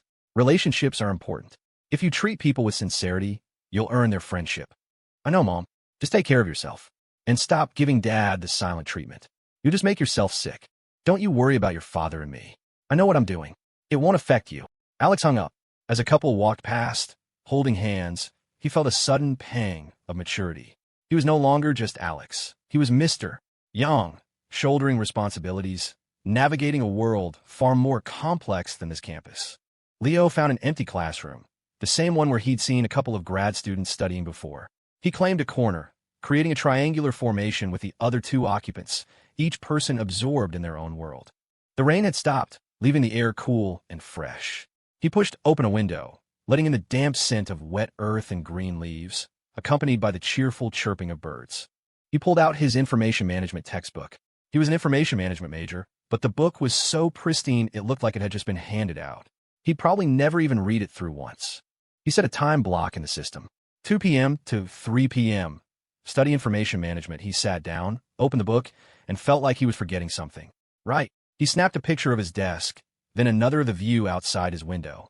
From this angle, he could just see the top of the kissing tree, its leaves still glistening with rain. He sent the pictures to Stella. Back on campus, he added a sticker of a rabbit sitting obediently at a desk. She didn't reply immediately. Leo stared at his phone for a moment, wondering what she was doing. But the timer flashing at the top of his vision reminded him to get to work. He put his phone down and began to read, taking notes on the Surface Pro his aunt had given him. It was much easier than using notebooks, which he always ended up losing. Sitting in the quiet classroom, a sense of calm settled over him. It was a world away from the pressures of the conference. There, even among a crowd of esteemed professors, the social hierarchy was palpable. His uncle was a promising young academic, but still largely ignored. Then there were the older, washed-up professors who'd barely scraped by to get tenure, and now just floated along, seemingly there only for the freebies. At the top were people like Professor Thorne, in the prime of his career with a string of successful projects, surrounded by admirers. And then there was Professor Reed, a living legend whose seniority and status commanded universal respect. He thought becoming a professor was the pinnacle of success, but even among them, there were clear, brutal divisions. It was intimidating. He needed to stay grounded, to fill his empty head with knowledge before he got too carried away. At his current level, he'd be lucky to even get a chance to carry someone's bag again. With his newly boosted intelligence stat, he dove into the material, finding it easier than ever to grasp the concepts. His memory wasn't buffed, so he still had to write things down to retain them, but understanding came first. Intelligence was the foundation. Memory was just a tool. With a higher IQ, learning was easy, which made memorizing a breeze. Leo felt a thrill as he put his new brain to work. With the time dilation buff active, he lost himself in his studies. After some time, a sweet, fruity scent of lychee broke his concentration. He looked up to see Stella. She was wearing a long white sundress, her short black hair held back by a sparkling clip. On her feet were a pair of edgy black flat sandals with silver studs. The same style of dress that made Paige Kennedy look cute and girl next doorish transformed Stella into someone cool and effortlessly chic. The delicate clip in her hair was a perfect contrast to her bold style, and when she smiled, Leo felt a rush of sweetness, as if he'd just eaten a perfectly ripe lychee. His heart started a race. Definitely need to buy some Coke 10. This can't be good for my long-term health. How did you find me? He asked. I saw the picture you sent. The tree. I figured out the angle and guessed it had to be this building, probably the 3rd floor. Looks like I was right. Leo was speechless. He had to admit, her IQ was probably higher than his. Mind if I study with you? She asked. Leo's brain short-circuited. Study? Can we actually study together? Won't this seriously hinder my academic progress? He scooted over, making room. Stella sat down on the outside of the desk. There was no way this was going to work. When he shifted his arm, it brushed against hers. In the summer heat, both of them in sleeveless tops, the bare skin-on-skin contact sent a jolt through him, a strange electric current that spread through his entire body. It was like his arm had taken a shot of whiskey, warm and tingling. The visual contrast was stark, his slightly tanned skin against her delicate, snow-white arm. It was enough to make his heart flutter erratically. After it happened a second time, Leo shifted further inward, creating a small gap between them. Focus on studying, he told himself. Stella had brought a Portuguese textbook and was listening to audio lessons through her earbuds. But she felt the contact too. The first touch had been warm. The second had lingered a little longer, their arms resting side by side, and she felt a blush creep up her neck. Her mind was a mess. Is he doing this on purpose? He's kind of jerk. She braced for another accidental touch, but when she glanced over, he had retreated to the far corner of the desk, pressed up against the window, as if he could phase through the wall. He was even more nervous than she was. She watched him. His back was straight, his hair neatly trimmed. He wore no jewelry, save for the watch on his wrist. His face was clean-cut, his eyelashes long as he focused intently on his textbook, taking notes. He was so constrained, writing with one arm practically pinned against the wall. He looked so well-behaved. It made her want to mess with him. Stella casually shifted an inch closer. Their arms touched again. Leo was fairly light-skinned for a guy, but next to Stella, he looked several shades darker. Every time he turned a page, their arms would brush. His mind was a tangled mess. How did other couples manage to study together? It was impossible. He was pretending to take notes, but he was just mindlessly copying from the textbook, even mixing up paragraphs. He glanced at Stella. She seemed completely absorbed in her Portuguese lesson, earbuds in, seemingly oblivious. Emboldened by her apparent lack of reaction, he made his move.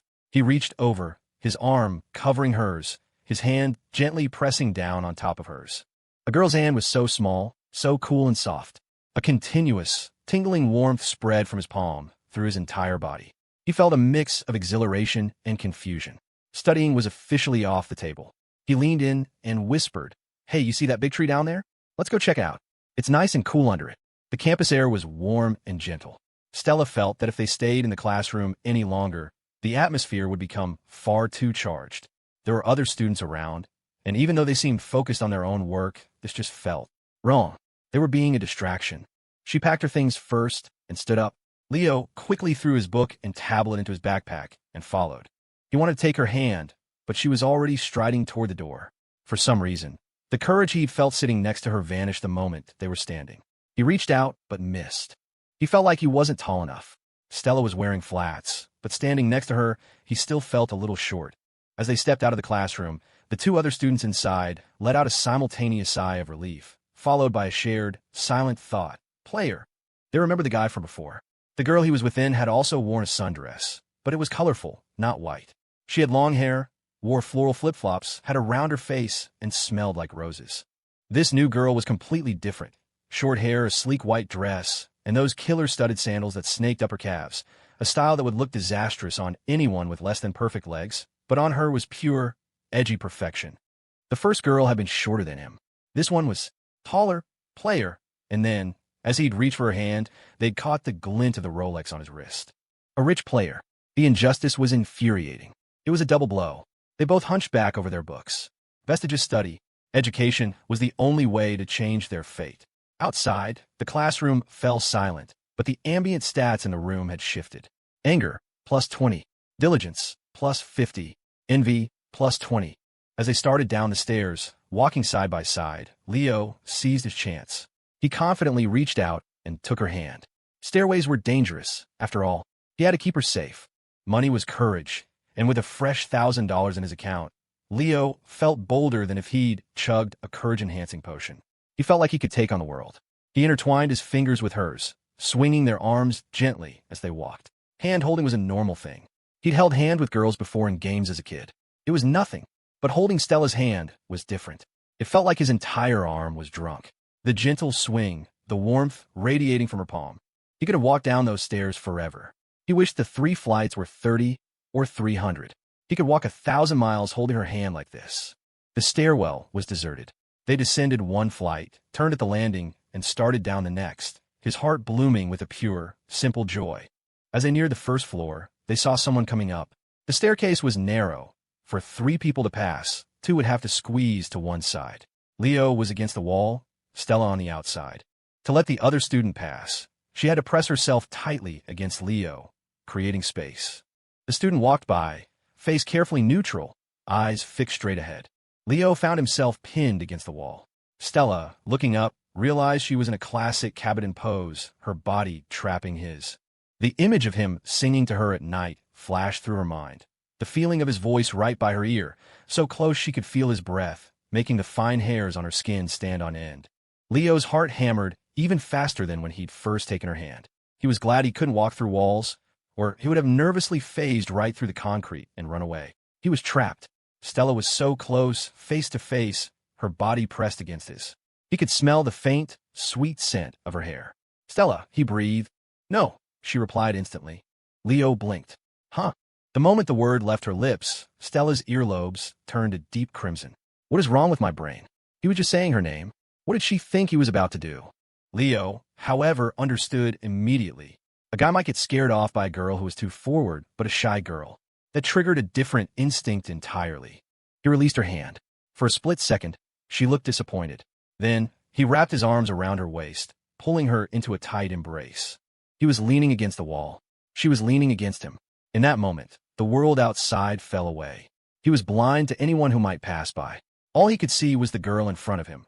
Her glistening eyes, her delicate nose, her rosy lips, the sparkling clip in her hair, and the crimson blush of her earlobes. Stella squeezed her eyes shut, her body tense with anticipation. But Leo didn't kiss her lips. His gaze was fixed on her earlobe. She didn't blush, but her ears gave her away. He leaned in close, opened his mouth, and gently, teasingly, nipped her earlobe. It wasn't really a bite, more of a soft touch with his lips. A shiver ran through her. She pushed him away hard. "You're a pervert." And she turned and ran. She fled down the hall, her heart pounding like a drum. Jerk. All guys are jerks. She thought he was going to kiss her. A real kiss. She hadn't expected him to skip her lips entirely and go for her ear. It was just like the strange dream she'd been having, where he would sing in her ear, his breath making her tremble, and then he would kiss her earlobe, nibbling gently. It was like a dream playing out in real life. Pervert. Stella's mind, usually so controlled, was in absolute chaos. She thought she just liked his voice, that he was a decent guy, better than most. She had even steeled herself for a kiss, a simple touching of lips like holding hands. How had it turned into this? The campus air was warm and gentle. Stella's thoughts were a tangled storm. Leo remained leaning against the wall, not chasing after her. He'd been half expecting a slap. That's how it always went in the movies. But she hadn't hit him. She had just bitten her lip, her earlobe a shade of crimson that seemed to burn, and called him a pervert. And in that moment, he thought pervert was the most beautiful compliment he'd ever received. He wanted to hear it again. He'd only gotten her left ear. Her right one was still untouched. And her lips. He watched her biting her own lip and thought, don't bite so hard. You'll break the skin. Let me. I could do it for you. I'll be gentle. Really. She ran. He didn't follow. Leo walked over to the large tree by the side of the academic building. He angled his phone up, capturing a picture of its sprawling canopy. Bits of sunlight filtered through the leaves, twinkling like hidden stars. He sent the photo to Stella. I want to see the tree for you. It's lonely now that you're gone. The romance of the moment lasted less than a second. His phone rang. It was the registrar's office. They needed him to come by. A jolt of anxiety shot through him. What had he done wrong? Why was he on their radar? Did they know he was pursuing a girl? Were there cameras in the stairwell? No, that couldn't be it. People made out in the bushes all the time. Leo, the model student, nervously made his way to the administrative building. He was informed that he was there to collect his pay, a stipend for his work as a temporary assistant, plus a travel per diem and a summer heat bonus. It was the first time Leo had ever seen a paycheck broken down like that. He'd earned a grand total of $250 for the trip. It was a fortune. If he didn't already have $1,000 from his uncle cushioning his bank account, he would have jumped for joy. This was incredible. It was such easy money. Wait, if I'm getting paid an ongoing stipend. He dazedly signed the paperwork. The staff member was a young woman who looked to be not much older than him. When he'd heard registrar's office on the phone, he'd been terrified. He didn't know why he, a perfectly law-abiding citizen, had such an innate fear of authority. It was like a primal instinct. But the person in front of him looked like she had just graduated college herself. She had the same look he probably had when he was playing assistant, trying to act mature, but with a transparent layer of inexperience. He was right. Hannah Huang had graduated from a top-tier university only to land this glorified data entry job at a mediocre state school. She was still learning the ropes. Today, her boss had given her a strange task: notify a senior student to come pick up his payment for being Professor Reed's temporary assistant. She didn't understand the backstory, but after a few rough weeks in the professional world, she had learned a few basic rules for surviving the office job horror game. Rule number 1, never ask your boss why. Questioning them lowers their opinion of you by 1 point, raises their anxiety by 1 point, and increases the difficulty of getting a promotion by 10. They probably won't tell you anyway, and will just get annoyed. Rule number 2, be respectful to everyone. You never know if you're talking to a low-level grunt or a hidden final boss. Rule number 3, rules still under development. She was determined to beat this game. She had to. If she didn't pass her 3-month probationary period, she'd be fired. If she made it, she'd unlock the next level, official employee. Leo, Hannah said patiently, if you leave your bank information, we can set up direct deposit for you in the future. You won't have to come in and sign every time. This is just for the first payment. She mentally high-fived herself for not calling him sir. This job was tough. A senior getting to be Professor Reed's assistant was unheard of. The last assistant, Heather, had supposedly gotten the job because her husband was a dean in the business school. Her boss had simply said Leo was personally requested by Professor Reed. Okay, thank you, Ms. Huang, Leo said, nodding politely. He'd seen the intern, Hannah Huang nameplate on her desk, and defaulted to a respectful title. After the conference, where shouting professor would get 100 heads to turn, he'd learned the value of using last names. The young professional, who still felt unworthy of the title Ms., felt a small, unexpected thrill of pleasure at being addressed so seriously. Your temporary assistant stipend starts today, Hannah continued. You won't get a travel per diem for on-campus work, but the summer heat bonus still applies. Oh, and here, she handed him a key card. This will get you into the faculty office suite. She then led him to Professor Reed's office, a place Leo had been before, and had seen her soaking her dentures. Outside the main office was a small cubicle. This was Heather Way's desk. She's on long-term leave due to severe morning sickness. You can work here if you need to. Leo saw a tidy desk with just a computer and a vase of lucky bamboo. A nameplate read Heather Way. He couldn't imagine himself, a mere student, sitting here surrounded by faculty. It felt like being a lamb in a den of wolves. Then he turned and saw the nameplate on the adjacent desk. Laura Miller. The chair was draped with a colorful scarf. Instead of bamboo, her desk was covered in tiny pots of daisies and succulents, surrounding a neat stack of files and a personal teapot. It was cluttered but organized, perfectly reflecting her personality. Ms. Huang, I probably won't need to use this space, Leo said graciously, but I'll come by if Professor Reed needs me. Thank you for the tour. He felt a sense of camaraderie with her. They were both just grunts trying to make it in the world. Hannah returned to her desk, having completed her task. Kids these days have such high EQ, she thought, and they're so rich. Did you see that two-tone Rolex? With that money and emotional intelligence. How could he not succeed? No wonder she was stuck doing grunt work while he, still a student, was already a professor's assistant. From here, he could easily slide into a graduate program under Professor Reed, leveraging her connections to build a network across the country, maybe even into government. She shuddered. Thank goodness for rule #2. She dodged a bullet. Time to get back to the grind. Leo, the pseudo-NPC. Cash assets, plus 250. Asterisk operator, asterisk operator, asterisk operator, asterisk operator, future daily income. On workdays, plus 250. Future daily income. On workdays, plus 250.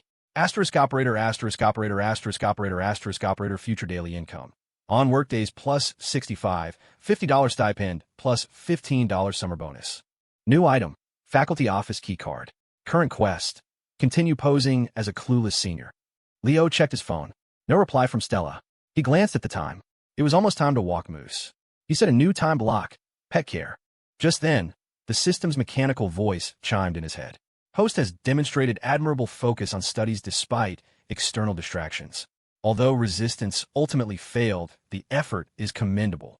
Reward, plus 1 millimeter, applicable to any body part. Leo, now standing a proud 5'8". 3 foot, checked his phone again. Still nothing from Stella. Crap, did I really piss her off for good? Is she never going to talk to me again? Then the system chimed again. Congratulations, host. Significant progress has been made with Platinum Tier Target Stella Vance. Favorability has reached 81. Please continue your efforts and climb to new heights. Friendly reminder, reaching favorability 90 will unlock new functions. Leo stared blankly into space. She called me a pervert, and her favorability went up? Who's the real pervert here?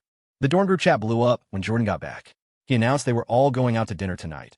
Apparently, he'd been mercilessly roasted by his dad and older brother at home and was in desperate need of consolation.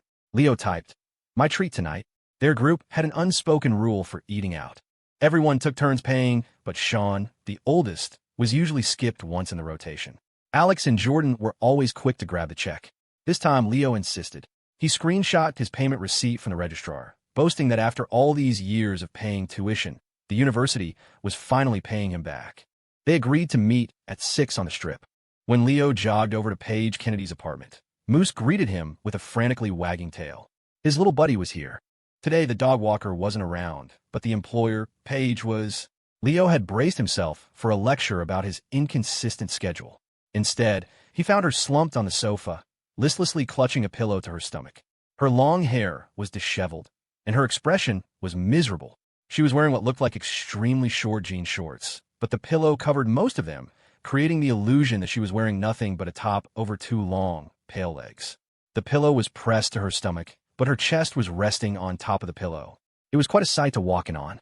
If it weren't for Stella's angelic image protecting his soul, he might have lost his composure. Even so, his eyes couldn't help but linger for a second. Paige had planned to chew Leo out today, but her period had hit, and the cramps were so bad she didn't have the energy to argue. Moose, the traitor, was keeping his distance from her, but the moment Leo walked in, the dog was all over him, circling and wagging his tail. Gotta check on my little buddy, Moose thought. Mom smells like blood today. She gets really cranky this time of month. Better not get too close. Ah, good, little buddy smells clean. No blood. He let out a happy bark. Leo reached down and ruffled the fur on Moose's head. Hey, Paige, what's up? You need anything? He asked, keeping a safe distance by the door. He shared Moose's instinct, best not to provoke the beast. A pillow came flying at his head. He caught it. Moose's eyes lit up. See? Just like a true golden retriever. My boy's got great reflexes. Not like those dumb huskies who can't even find a ball you throw right at them. With the pillow gone, Leo got a clear view of Paige's outfit. A tiny crop top that revealed a sliver of her slim, pale waist. The girl was toned. He'd always seen her in baggy clothes and assumed she was a bit thicker. How did such a small waist support all that?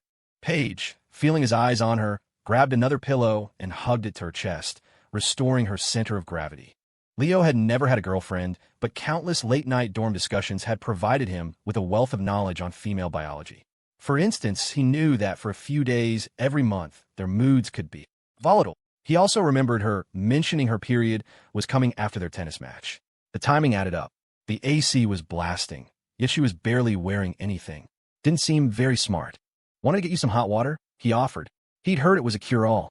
Paige just grunted and rolled her eyes. Leo went to the kitchen, with Moose trotting happily behind him.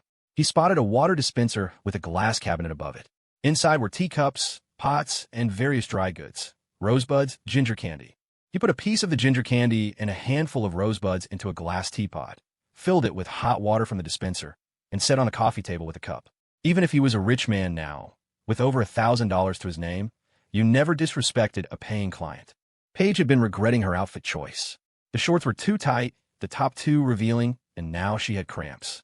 It wasn't her usual cute, comfy style.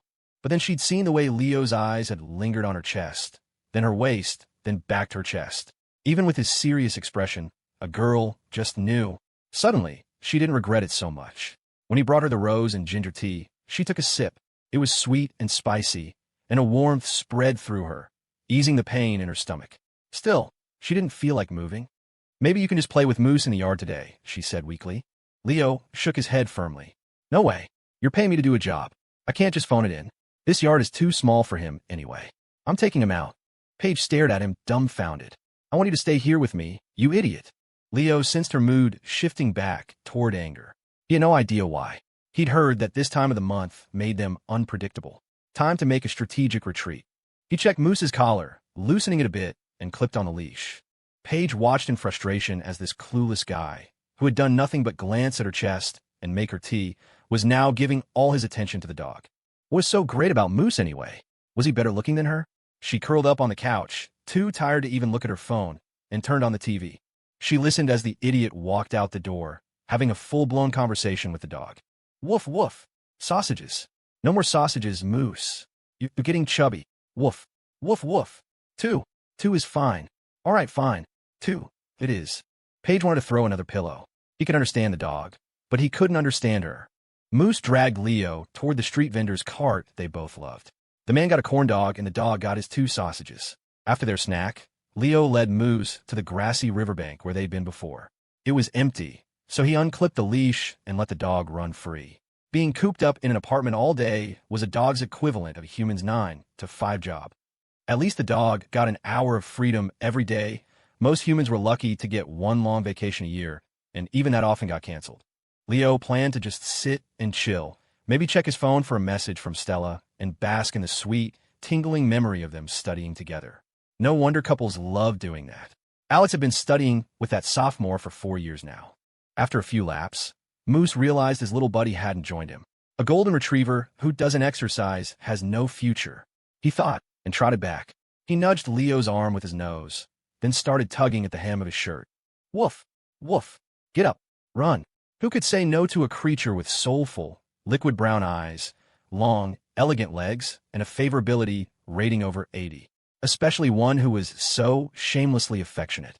Still, when Moose tried to lick his face, Leo gently pushed him away. "A little less enthusiasm, buddy." He surrendered to Moose's charms and broke into a run alongside him. With his newly upgraded fitness stat of 7 out of 10, Leo was slightly above average for a human. For a canine, however, he was still just a bit lacking. Moose galloped on 4 legs while Leo sprinted on 2. After several laps, both were panting. Moose flopped onto the grass, his long pink tongue lolling out. Leo collapsed next to him, staring up at the sky. He was earning every penny of his hourly wage. But after the run, a feeling of pure, simple joy washed over him. He lay on the ground, no longer noticing the scratchy grass, and watched the white clouds drift across the blue sky. One of them looked just like Stella's smile. Boys and dogs were alike in many ways. Most of the time, they didn't overthink things. They were happy when they were happy, and a good run could fix almost anything. After a short rest, Moose saw that his little buddy was still lying down. He decided to let him be. The poor guy was hairless, practically disabled by dog standards. He got up and started chasing butterflies and grasshoppers on his own. Leo sat up and started taking pictures of Moose to send to Paige, his employer. He got one particularly good shot. Moose standing at the edge of the river, gazing thoughtfully at the water. He looked like a philosopher dog. Leo sent the picture to Paige and Cody. Then he sent the philosopher dog picture to Stella with a caption. The dog says he misses you. He expected it to be met with the same silence as his previous messages. But suddenly, the system's voice screamed in his head. Congratulations, host. Significant progress has been made with Platinum Tier Target Stella Vance. Favorability has reached 82. Please continue your efforts and climb to new heights. Leo blinked. My girl is so easy to win over. It was just a picture of dog. How much love has she been missing in her life? In that moment, he didn't feel triumphant. He just felt an overwhelming urge to hold her. Stella stared at the picture of the golden retriever on her phone, nearly dropping it. After her mother had given away her childhood puppy, which had later met a tragic end, the subject of dogs had become taboo in their house. Her mother, racked with guilt, never brought it up. Her father, by silent agreement, didn't either. Stella never mentioned it again, acting as if it had never happened. She was the type to keep things bottled up, never sharing her troubles. She thought it was foolish to burden others with her problems. It only gave them something to laugh at. In that way, she and her roommate, Jessica Monroe, were alike. Jessica never talked about her struggles either. Stella rode her motorcycle because the speed and the wind helped her forget. It was her escape. When she saw Leo's picture of the golden retriever by the river, it was as if she were seeing her own dog, Chun-Chun, all grown up. He would have looked just like that, noble and intelligent. Then she read the text. He misses you. Tears instantly welled in her eyes. It was as if Chun-Chun was still here, telling her he missed her. A sob escaped her lips. He wasn't gone. Years later, he had grown into a magnificent, gentle dog, standing proudly by the river. She was crying and smiling at the same time. Just then, her phone rang. It was her mother, Victoria Vance. Sweetheart, I'm at your school's main gate. Let's have dinner. Her mother was already here. Stella tried to wipe her tears, but they just kept coming. This was the price of asking for help. This was her punishment. She had made one offhand comment to her mother, and now her mother had staged a full-scale invasion. A beautiful two-tone blue and white Bentley was parked at the university entrance. As the sun began to set, Leo walked Moose back home. The dog was reluctant to leave his new best friend. As they passed the main drag of the strip, Leo spotted an incredibly beautiful car parked near the entrance. It was a Bentley, a flying bee. The woman in the driver's seat was stunning, dressed in a royal blue power suit, her skin flawless, a pair of designer sunglasses hiding her eyes. She looked like a celebrity. The system wasn't flagging her as a target, which probably meant she wasn't single. Victoria Vance tapped her fingers on the steering wheel, watching the students pass by. They all looked so mediocre, sloppy, aimless. She had wanted Stella to study abroad, but her husband had put his foot down. Stella had refused to even consider retaking the entrance exams. Now her daughter was wasting 4 years at a place like this. She scanned the crowd again. A boy walking a golden retriever caught her eye. He was decent looking, with a bright smile. But boys who use pets to pick up girls were almost always players. And as he got closer, she saw the Rolex on his wrist. He was probably one of those rich kids from the honors college, the dumping ground for spoiled brats who couldn't get into a real university. Thank God Stella was finally leaving for her study abroad program soon. The thought of her dating a player like that was terrifying. Leo safely returned Moose to the apartment and found Paige Kennedy miraculously revived. She was sitting cross-legged on the sofa, surrounded by a mountain of takeout. Buffalo wings, jalapeno poppers, 3 different kinds of cake, a milkshake, a family-sized bag of chips, fruit. A full-on feast. When Leo walked in, she was happily gnawing on a chicken wing. He recoiled in mock horror. Moose, however, bounded forward excitedly. Paige had ordered a ton of food the moment she started feeling better. She'd heard a rumor that you don't gain weight when you eat on your period, so she was taking full advantage. She was convinced she had a fat-prone body type. At 5 feet 5 inches and only 120 pounds, she wasn't heavy, but her round face and large chest made her look heavier than she was. Her roommate, who was taller and weighed more, but had a sharp jawline and was flat-chested, looked thinner. Life was so unfair. Leo, what are you hiding for? Come eat with me, Paige said, her mouth greasy. There were 2 faint streaks of sauce on her cheeks, making her look like a cat. Leo had an irrational fear of things with claws. Watching Paige's red lips suck the meat off a chicken wing was both horrifying and strangely fascinating. No thanks, I can't. I have plans with my roommates, he said, backing away. See you tomorrow, Moose. Woof woof. Moose barked his goodbyes. Be here tomorrow. Keep up the training. Paige scowled. Was he disgusted with her just because she'd changed into a baggy sweatsuit? Men, they're all the same. Don't you dare leave, she said bossily. I bought snacks for you, too. It's a thank you from Moose. Leo glanced at the mountain of food in front of her, then at the huge bag of snacks sitting by the door. If she kept eating like this, hot, then cold, spicy, then sweet, she wasn't just going to have cramps tomorrow. She'd have a massive stomachache. He realized that with his slightly increased intelligence, he could now perceive Paige's lack of foresight. He wondered if people used to see him the same way.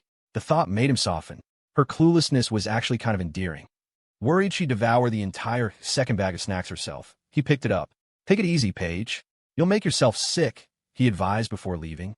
Mind your own business, she retorted. After he left, the feast suddenly seemed less appealing. He told me to take it easy. He said I'd get sick. Was he worried about me? Does Leo have a crush on me? She agonized over it for a moment. Fine. If he asks me out, I guess I'll say yes. Decision made, she happily went back to her wings. Leo headed back to the dorm to shower, covered in a fine layer of golden fur. A text message pinged on his phone. Cash assets, plus $80. He was also carrying at least $50 worth of snacks. Paige could be a pain, but she was generous. He took a quick shower and ran back to the room, just in time to hear Jordan yell, "Holy crap." When Jordan yelled like that, it was never about a girl. It was usually about shoes. Leo, you gotta see this. He shoved his phone in Leo's face. It was a group chat called Student Deals and Discounts. Leo sighed. The richest guy in their dorm was obsessed with bargain hunting. Ignore the group name. Look at the pictures, Jordan said. It was the same two-tone Bentley from the university entrance. A Bentley, parked right outside our school. Jordan was practically vibrating. Dude, your dad drives a Bentley to business meetings. Why are you so excited? That's not the point. The point is who's inside. Someone got a close-up shot. There are two gorgeous women in there. Leo scrolled down and saw the picture. It wasn't crystal clear, but it was good enough. In the passenger seat was Stella, the diamond clips sparkling in her hair, wearing the same white dress he had touched earlier. The woman in the driver's seat. No wonder he thought she looked familiar. She had to be Stella's mother. They seemed to be talking, but their expressions were tense. In that moment, Leo, with his $1,000 and a potential income of $85 a day, felt a profound silence settle over him. Some people drove cars that were worth more than his entire family's net worth combined. How could he ever compete with that? A Bentley with two hot women inside. And you're not even excited? What's wrong with you, man? Jordan asked. What's it got to do with us? Leo said, forcing a grin. Anyway, dinner's on me tonight. What do you guys want? I'm feeling generous. You can even pick something over $20 a person. 20? Try 200. Jordan shot back, his attention successfully diverted. Sean, wearing a faded t-shirt, burst in. 200 for what? Concert tickets? The conversation spiraled from there. Leo finished dressing and stood in front of the mirror, drying his hair. The reflection showed a decent-looking kid with a sad, uncertain look in his eyes. He was 21 years old, young, and had nothing. Why did a guy who rode a shared bike have to worry about whether a girl in a Bentley was happy or not? He was losing his mind. Their usual spot on the strip was a dive bar called Lucky's that served surprisingly good food. Alex, the mysterious man of influence, had arrived early and secured their favorite booth by the window, which offered a surprisingly decent view of the campus pond. They feasted on buffalo wings, loaded chili cheese fries, and bacon cheeseburgers. I'd like to propose a toast, Alex said, raising his plastic cup of iced tea. To our last year of college. May we all get what we're looking for. Sean, Jordan, and Leo raised their cups. To getting what we're looking for. The plastic cups clinked, and tea sloshed over the rims. For the seniors, September was the beginning of the end. For the freshmen, it was the start of everything. As Alex's group made their solemn toast, a nearby table of freshmen chattered excitedly about their classes, girls, legendary professors, student government, and which clubs to join. Listening to them was like traveling back in time to their own first year. They had been just as clueless, just as full of hope. A heavy silence fell over their table. It was Sean who finally broke it. Hey, Leo, didn't you forget about the competition tonight? Leo blinked. What competition? The other day we were scrolling TikTok and you saw that trend, the one about just having to be bold. You said if you ever sang on stage, you go viral. You were trying to encourage me to keep making videos, remember? Sean mumbled, running a hand through his messy hair, his eyes hopeful. I told you about the Northwood Idol competition. You said you'd do it. You remember, right? Oh crap. Was that the night he'd had half a beer and forgotten his own name? Had he really promised Sean he'd sing on stage? He had crippling stage fright. What if he froze? He shot a desperate look at Alex, hoping for a miracle. Alex nodded decisively. It's all good, Leo. I already checked the rules. Seniors can participate, and the grand prize this year is the new iPhone. Jordan, always eager for drama, chimed in. Leo, I'll be your stylist. I just bought this amazing sequin jacket. Seriously, you'll walk on stage and win before you even open your mouth. Sean looked at him earnestly. Leo, even if you don't win, the first money we make from the TikTok channel, we'll use it to buy you the new iPhone. Sean, don't do this to me, Leo thought. He was just like Moose, fluffy, with those same pleading puppy dog eyes. He knew Leo couldn't resist. Leo had been keeping up with Sean's TikTok account. It was hard not to. He was the star of every single video. A few had actually gotten a decent number of likes, but most were stuck in the double or triple digits. He'd stopped reading the comments after the first few times. Some people were just mean, calling him ugly. Others were creepy, like the guys asking him out. Thankfully, Sean managed the account. But Sean's follower count was slowly but surely climbing. He was almost at 10,000. Even without any money coming in, the growth was a form of validation. Sean was standing taller these days, his voice was louder, and he no longer dropped everything whenever a girl asked for a favor. The roommates rallied around him, and Leo, who generally went with the flow, felt himself being swept along. But this was a stage, in front of people, real live people. His voice would shake. The last time he'd recorded a song for Stella, he'd been hiding under a clothesline on the roof in the middle of the night. He was trying to think of a valid excuse when the system's voice popped into his head. Host has exceeded expectations on the pet care task, earning the sincere affection of both pet and owner. Reward: intermediate empathy buff, 1 day. Express yourself with sincerity, and others will feel what you feel. The next time they hear a similar message, they will think of you. Wow, Leo thought. That's a generous buff. Is the system trying to rig the competition for me? He took a bite of a buffalo wing to calm his nerves. Dinner with his roommates was never about deep conversation, but the easy banter and shared stories always left him feeling full in more ways than one. After dinner, Leo paid the bill, a modest $81, and they headed back to the dorm to get ready. The competition started at 8. The system, apparently desperate for Leo to secure his future as a trophy husband, even rewarded him for completing the dinner with friends task with a 1 shade lighter skin buff. Jordan insisted on doing his makeup, arguing that the stage lights would wash him out completely. Sean and Alex held Leo down while Jordan unleashed his arsenal of 108 different cosmetic products. Jordan's sequin jacket was a no-go. It was several sizes too big, so Alex lent him a crisp, new white button-down shirt. With his own casual pants, sneakers, and a pair of Alex's gold-rimmed, non-prescription glasses, the look was complete. Jordan had worked some kind of magic on his face. The guy in the mirror looked different, sharper. He'd gone from a 7 to an 8. With the glasses, he was the classic handsome nerd with a dark side type.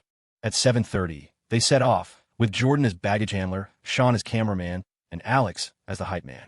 The auditorium was already packed. Freshmen looked around with wide eyes. Sophomores were coupled up, and there were only a handful of juniors and seniors scattered about. Stella had brought her mother, deliberately steering her toward the loudest, most crowded place on campus. No matter where they went, her mother would find something to complain about. It was better to drown her out with sheer noise. She didn't dare introduce her to her roommates. Her mother, with her advanced degrees and immense wealth, could be brutally condescending. Stella had seen her eviscerate employees at her company, and she couldn't bear to subject Jessica to that kind of arrogant scrutiny. Her mother had said she wanted to understand her life. So, Stella brought her here. Fine, she thought. Understand this. Banners fluttered in the evening breeze. The campus fountains danced under colored lights. The air was thick with the buzz of the crowd, a chaotic energy that vibrated from the makeshift stage set up on the main quad for Northwood Idol. The quality of any university event depended entirely on how good the student organizers were at hustling for sponsorships. For a singing competition like this, they'd actually done pretty well. At least there was a stage, proper lighting, and they were projecting everything onto the university's massive outdoor screen. An event like this, with high student participation and even higher emotions, was prime real estate for advertising. The stage was plastered with logos, a local energy drink, a billboard for a nearby driving school, a promo for the boba tea place on the student strip, and even an ad for a greasy pizza joint called Lucky's. Whoever was in charge of sponsorships this year clearly had some serious connections on campus. Alex Young watched the scene with a fond, nostalgic look on his face. This was all old hat to him. This used to be his turf. He never competed, but he'd been the one behind the scenes organizing massive events just like this several times. Northwood Idol had been his first big project. He'd handled every single detail, from securing sponsorships to pre-show publicity, managing registrations, coordinating with the judges, handing out awards, and writing the post-event report for the dean's office. His year had been a massive success. They'd even made the local evening news and gotten a write-up in the Bridgeport Chronicle. At first, it had all felt like playing house like a kid's game. But after going through the entire process, Alex had come to a realization. The whole world was just one big, disorganized production. It was all manageable, a piece of cake. He was only a sophomore at the time, and the success went straight to his head. He'd gone home that summer impossibly arrogant, only to get a harsh reality check from his father. His dad had dragged him to a few stuffy political fundraisers, showing him what real power looked like. When he came back to campus, he was a lot more humble. Tonight, 20 contestants were left. 10 would be eliminated, and the remaining 10 would be ranked. There had been a preliminary screening process where contestants submitted video auditions, a necessary step to avoid any tone-deaf disasters that could derail the whole show. Sean had submitted the video of Leo singing at the fire mic, and he'd sailed right through. Leo checked the program. He was fifth. Not too early, not too late. A pretty good spot.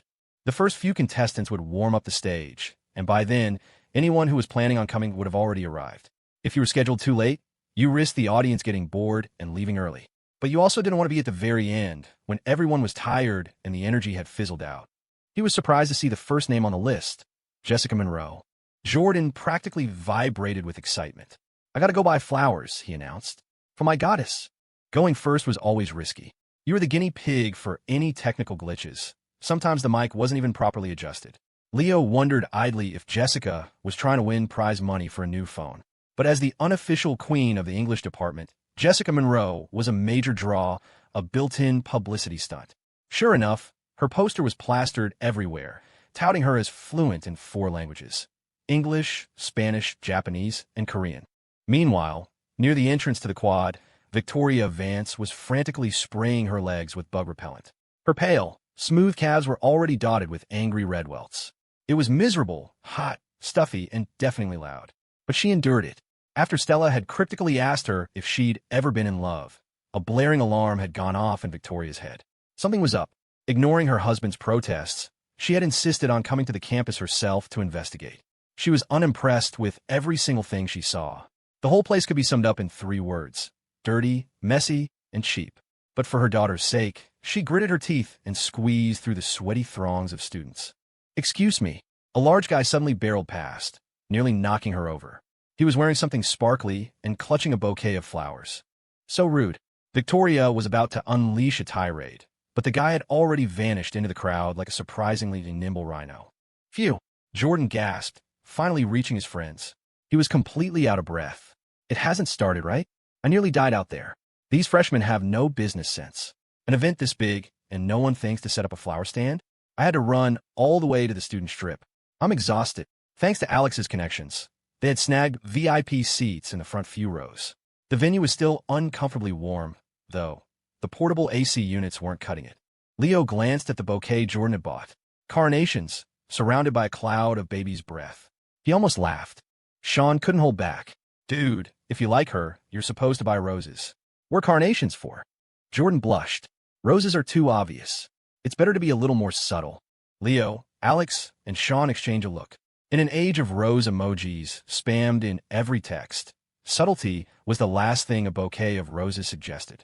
Even if you gave Jessica a dozen red roses, Leo thought, she wouldn't mistake it for a declaration of love. Other girls might be made of water, but Jessica Monroe was made of concrete. The stage lights dimmed. The competition was starting. Jessica Monroe walked on stage. She was wearing an outfit straight out of a 2000s pop music video, a light blue button-down shirt tied up to expose her midriff, and a short plaid skirt.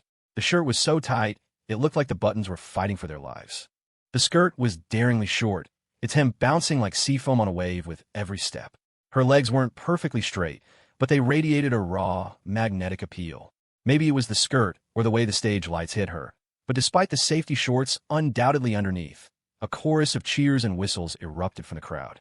Her long, dark hair, cascading almost at her waist, was her crowning glory. She moved with a liquid grace.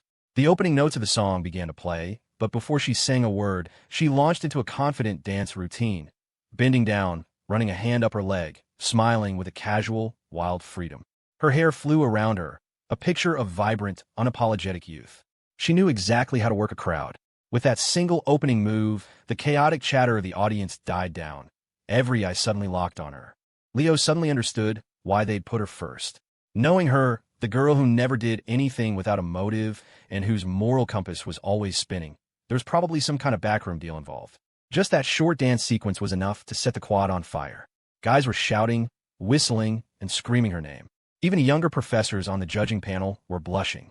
Victoria Vance, who had been deliberately led into the densest part of the crowd by her daughter, watched the girl preening on stage with a deep frown. Her beautiful face could have frozen water. This is a college student? Dressed like that? Does she have no shame? Don't her parents teach her anything? Don't the professors care? If my daughter ever dressed like that, I'd slap her. Stella, sitting beside her, was also surprised. She hadn't even known Jessica was competing in Northwood Idol. Jessica must have mentioned it in the dorm, but Stella hadn't been paying attention. She'd spent most of her time lately with her headphones on, lost in her own world. Watching the explosive energy radiating from Jessica on stage, Stella felt a pang of envy. The girl was so unrestrained, so fiercely alive. It felt like you could drop her on a deserted island, and she'd not only survive, but thrive. And here Stella was, with no real problems to speak of, yet life felt like such a heavy burden. So dramatic. Stella shook her head and joined the roaring applause. When Jessica's first note rang out, her powerful voice cut through the noise. It was a pure, unaccented English, belted out with a feeling of grand defiance. A huge voice from such a small frame. The snow glows white on the mountain tonight. Not a footprint to be seen. A kingdom of isolation. And it looks like I'm the queen. It was electrifying. Hearing it live, the power of her voice was undeniable. She sang with a raw intensity that was completely at odds with the flirty persona she'd projected moments before. In that moment, she was the Ice Queen. Her stage presence was incredible. She had zero fear. She sang like she was shouting a declaration to the world. Her voice even cracked a little on the high notes, but it only added to the passion. Another wave of applause swept through the quad. The lyrics, in English and Spanish, scrolled across the giant screen behind her, and students in the audience started singing along. Jordan was on his feet, waving a glow stick, his large frame swaying in time with his goddess on stage. Be the good girl you always have to be. Conceal, don't feel, don't let them know. Well, now they know. Let it go, let it go. Sweat glistened on her forehead. The way she casually pushed her hair back was pure seduction. Who wouldn't love the English department's queen? Fluent, a great singer, beautiful, and radiating confidence. The song ended. Jessica bowed and addressed the audience. Hey everyone, I'm Jessica Monroe from the sophomore English class. Thank you for your support. The song finished. She instantly reverted to a super high-pitched, cutesy influencer voice, as if possessed by the spirit of a cartoon character. She even put a hand to her flushed cheek and made a heart shape with her fingers, winking at the crowd. The contrast was staggering. One moment, she was a powerhouse belting out a defiant anthem. The next, she was all sugar and spice. Jordan, go on, his roommates hissed. You bought the flowers, the song's over, get up there. Jordan was frantically wiping sweat from his face with a tissue. Suddenly, he shoved the bouquet into Leo's arms. Leo, please, I'm begging you just this once. You give them to her. I'll be your servant for a month. I'll do anything you say. Leo was baffled. It's your crush. Why do you want me to give her flowers? Hurry, hurry, Leo. She's about to leave the stage. Jordan gave him a hard shove. Leo stumbled forward, completely bewildered. Sean and Alex just shook their heads. Seriously, Jordan? You're the rich kid. What are you so afraid of? Even Sean, the self-proclaimed simp with nothing to his name, had more game than this. I don't get it, Sean muttered. Didn't you say she's been messaging you lately? Jordan fell silent, thinking back to their recent chats. He replayed the gentle, smiling emoji she had sent him. Yes, she had been messaging him, but he'd eventually realized the reason she was messaging him was to ask about Leo, where he was, what he was doing. He liked her, so he wanted to do what would make her happy. If he gave her the flowers, she might not care. But if Leo gave him to her, she would be thrilled. It was a subtle, painful truth he couldn't explain to anyone. A true simp doesn't just buy his crush breakfast. He asks what her boyfriend likes, too. Spicy or not, hold the cilantro. The screams, the applause, the unbridled joy. It was a festival of youth, vibrant and boiling over. As Victoria Vance had watched the girl dance, A deep furrow had formed between her brows. Classless, she'd thought. But as the girl began to sing, the furrow slowly softened. The song was good, at least. Her English was excellent. But when the singing stopped and that cloying, baby doll voice took over, Victoria's hands clenched the handles of her designer handbag so tightly the leather groaned. She despised affected girls like that. Couldn't she just speak normally? Stella, on the other hand, relaxed. The Jessica who had been singing was a stranger, nothing like the girl she knew. But this Jessica, the flirty, saccharine one with the influencer voice, that was her. The serious, hard-working singer had been so unfamiliar it had unsettled her. Just then, someone walked onto the stage to give Jessica flowers. Stella froze. She watched as a boy in a collared shirt and glasses walked up, holding a bouquet of white carnations, and handed them to Jessica. He leaned in and said something, too far from a mic for anyone to hear. But Stella saw the result. A massive, radiant smile bloomed across Jessica's face. A sudden chill shot through Stella's hands. Her whole body went rigid. Victoria, distracted, was swatting at a mosquito that had landed on her leg and missed the entire exchange. In this chaotic environment, her anxiety was peaking, and she didn't notice the sudden shift in her daughter's mood. Excited shrieks and wolf whistles erupted from the crowd, continuing until the next contestant took the stage. Leo returned to his seat, his heart still pounding. He pressed a hand to his chest. That was terrifying. Jessica had looked genuinely surprised to see him. Then her expression shifted into a triumphant, predatory smile, both coquettish and fierce. He had quickly explained that his roommate, Jordan, had bought the flowers. Jessica had just muttered, "Coward," though he wasn't sure if she meant him or Jordan. Either way, he was sweating. He felt a strange pang of guilt, even though he was completely innocent. He hadn't done a single thing wrong. So why'd he feel so guilty? Jessica had kicked things off with a bang, and now more and more students were flocking to the quad. Even Laura Miller had wheeled Cody over on their evening walk, drawn by the commotion. At his age, Cody was magnetically attracted to any and all chaos. Paige Kennedy was still snacking, having decided this would be her dinner. A freshman from her department was scheduled to sing later, and her roommate was currently in the throes of a massive crush on him, insisting he looked just like some famous actor and dragging Paige along as her personal cheer squad. Victoria was still restless, but Stella seemed to have drifted off somewhere else entirely.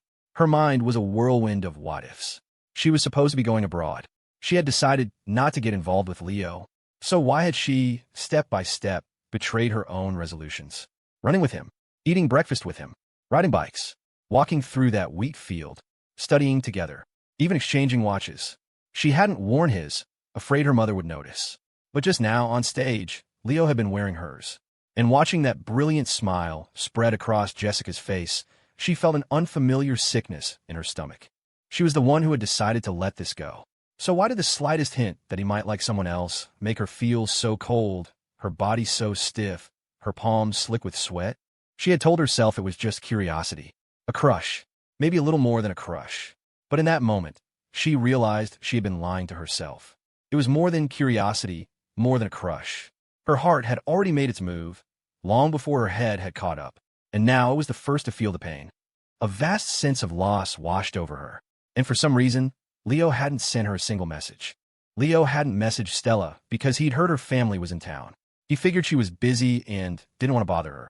One by one, the contestants performed. Before the show, his roommates had hyped him up relentlessly. "You're amazing, you're a legend, you're invincible, just get up there and sing." But now, watching the other performers, he realized how incredible they all were. Jessica, for one, was a force of nature. Her performance had been a masterclass in stage presence, a showcase of her English skills that had electrified the entire audience. Forget technical skill. The moment she stepped on stage, the applause never stopped. The second guy was impressive too, tall and solid as a tree, and he'd belted out an opera piece, a pure display of vocal pyrotechnics. The third guy was a rapper. Leo couldn't understand most of it without the lyrics on the big screen, but he looked cool, all flash and glitter, and a group of girls in the front row were screaming for him. Leo didn't even notice the fourth contestant because he was fifth. It was his turn to head backstage. He was terrified. His three roommates walked him to the side of the stage. Sean filmed the whole thing on his phone. Jordan was in full hype man mode. "Thanks, Leo, seriously. I'll get you flowers next, I swear. Roses. I already ordered them on DoorDash." Alex just clapped him on the shoulder. "You got this, Leo. You're the best-looking guy in our dorm. We're proud of you." Leo's stomach twisted. That just makes me more nervous. He took a deep breath and walked onto the stage. He hadn't planned on singing this song. But when Jordan had shown him those pictures in the group chat earlier, something in his heart had stirred. He had chosen a song called To Be Human. It was an older, obscure indie song he'd heard once in the back of a taxi, and it had shaken him to his core. He was so nervous it felt like he was walking out with his eyes closed. In reality, they were wide open, but the stage lights were so blinding that all he could see was a wall of white. He couldn't make out a single face in the audience. He thought about his life lately. It felt like a dream. Sometimes he was floating, sometimes he was lost, sometimes he was grounded, but it never felt completely real. You work so hard, only to see the finish line get further and further away, until it's almost impossible to believe it was ever there. The white light beat down on him. He gripped the microphone, his palms slick with sweat. He couldn't see the crowd, but he could see the familiar, glowing time bar from the system hovering over his head. It felt strangely comforting, like a secret companion in some bizarre coming-of-age fantasy. The song's intro was quiet, a simple, gentle melody. He adjusted the mic stand and wiped his hand on his pants. The audience saw a clean-cut boy with glasses walk onto the stage. His expression was serious, maybe a little nervous. He let go of the mic for a second to wipe his hand on the hem of his shirt, leaving a small wrinkle in the fabric. He was dressed simply, a casual white button-down, black pants, sneakers. He looked like the kind of guy you'd see in a LensCrafters ad or on a brochure for a private prep school. Clean and neat. A close-up of his face filled the screen behind him. His eyelashes were so long, they were visible even behind his glasses. You'd think they'd brush against the lenses. The intro was short, flowing like a slow stream. Someone in the crowd was chatting. Someone was eating snacks. Someone was on the phone. Someone was swatting a mosquito. Someone was daydreaming. Someone was heartbroken. Someone was filled with ambition. The boy raised the microphone to his lips and began to sing. Promised myself I'd never smoke a cigarette. Now it's the only damn thing that helps me forget. Used to dream of changing the whole wide world. Now I just dream of paying the rent. We all change. I guess that's the deal, I'm sorry. They say we're all born equal unto God, but some kids get the kingdom. Some just get the rod. Some people only ever see the ground, while others spit on them from way up high. And that's the truth, I'm sorry. The other day, I put my hands together and prayed, looked in the mirror at the mess I'd made. I spent half of my youth just trying to learn what it means to be a decent man. I'm sorry to the kid I was, but after all these miles, don't you dare forget where you began. The clear voice flowed from the microphone, starting as a stream, then merging into a river. The river rushed toward the sea, and though the surface of the ocean was calm, a powerful storm was churning underneath, waves building upon waves until they formed a tidal wave of sound. It crashed over everyone in the audience. No one was chatting. No one was eating snacks. No one was on the phone. No one was swatting a mosquito. No one was daydreaming. No one was heartbroken. No one was filled with ambition. They say we're all born equal under God, but some kids get the kingdom. Some just get the rod. I want to forget everything I've known before. Become a cynic who doesn't ask for more. From today on, I'll stay away from the light and be a clever fox that runs in the night. On stage, as the boy sang, his eyes turned red. A tear escaped from the corner of his eye and traced a path down his cheek. Some are born to be kings, and he was just Leo, a little mouse living the most ordinary life, dreaming an extraordinary dream. After all these miles, don't you dare forget where you began. His dad's voice, my Leo is smarter than me. Even he is so much more successful. His mom's voice, my Leo is such a good boy. He'll take care of me when I'm old. His high school teacher's voice, Leo, the world is yours for the taking. Go get it, son. His college professor's voice, you kids know nothing. What can you possibly do? Nothing. Just get in line and be a good little worker bee. A girl's voice, I'm sorry. You're a really nice guy. The song was devastating. The entire quad was silent. On the big screen, the boy held the microphone. He wasn't screaming or sobbing. His voice was steady, almost calm, but tears were streaming down his face. He had sung himself to tears, and he'd taken everyone else with him. A young professor on the judging panel took off his thick glasses and kept wiping his eyes, as if he didn't know why. He'd only agreed to be a judge because a student told him it paid $800 for the night. $800 was a nice chunk off his mortgage payment. So he came, even though he hated the noise and would have much rather been home resting. Paige Kennedy, her mouth full of chips, couldn't swallow or spit them out. She just sat there and cried.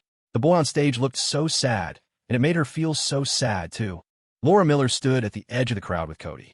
For some reason, she thought of her ex-husband, of the life they had tried to build together, and how they had forgotten where they began.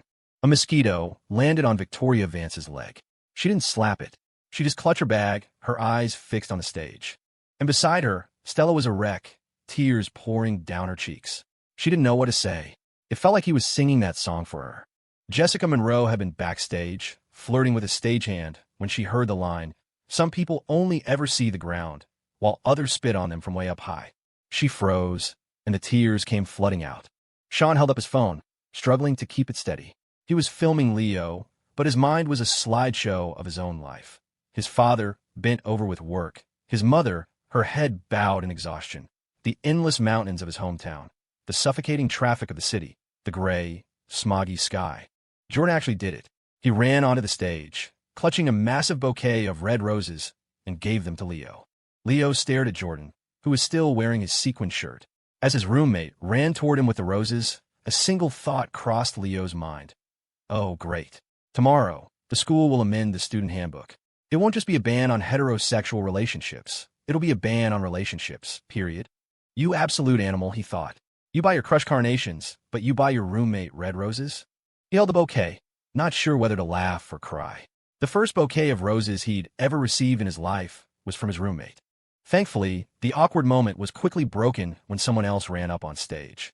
It was Paige Kennedy, holding a huge, colorful bouquet of her own. She'd snatched the flowers her roommate had bought for the handsome freshman, and on pure impulse, had rushed the stage. Paige handed the flowers to Leo, her eyes red, her voice choked with emotion. "Leo, you sang so beautifully. Please don't ever sing that again. It hurt too much." Then she burst into tears and ran off. Leo stood there dumbfounded. That's also going to cause a misunderstanding. Seriously. But at least it had dispelled the intensely weird vibe from Jordan's red roses. Soon, more people came up to give him flowers. The applause was thunderous, the bouquets kept coming, and the stage lights felt blindingly bright. Standing there, Leo's heart swelled. He finally understood why so many people wanted to be famous. In this one moment, you felt like you were shining. You could almost believe you were a star.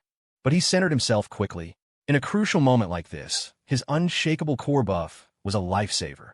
He wasn't going to get carried away by a little applause. He knew that when people cry and cheer for a song, most of the time, they aren't cheering for the singer. They're cheering for themselves. They applaud because the emotion resonated so deeply. Applause for the song and applause for their own lives. "Thank you, everyone," he said in the mic, his voice steady. "I'm Leo Foster from the Information Management Program. I hope we can all hold on to who we are, no matter how many miles we travel." The applause erupted again, a wave of sound that seemed to go on forever. When he finally got off stage, he was mobbed by his roommates in a group hug. He didn't even know if his singing was technically good. He'd been so emotional he'd just cried his way through it. But the fact that he could introduce himself clearly at the end, deliver a coherent, encouraging sentence without stuttering or his voice shaking in front of all these people, that felt like progress. He remembered his first week of freshman year, standing in front of his class for self-introductions, stammering his way through his name, his high school, and for some reason his height. The memory made him cringe. But back then, everyone was just as awkward.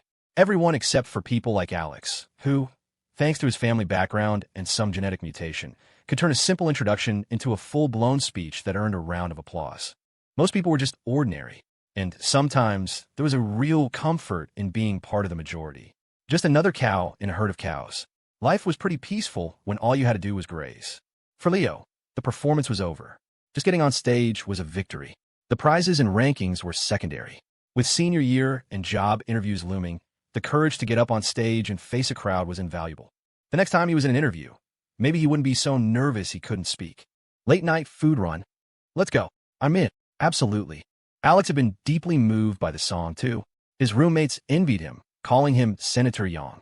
But he was the one in the dorm who understood class and background disparities better than anyone.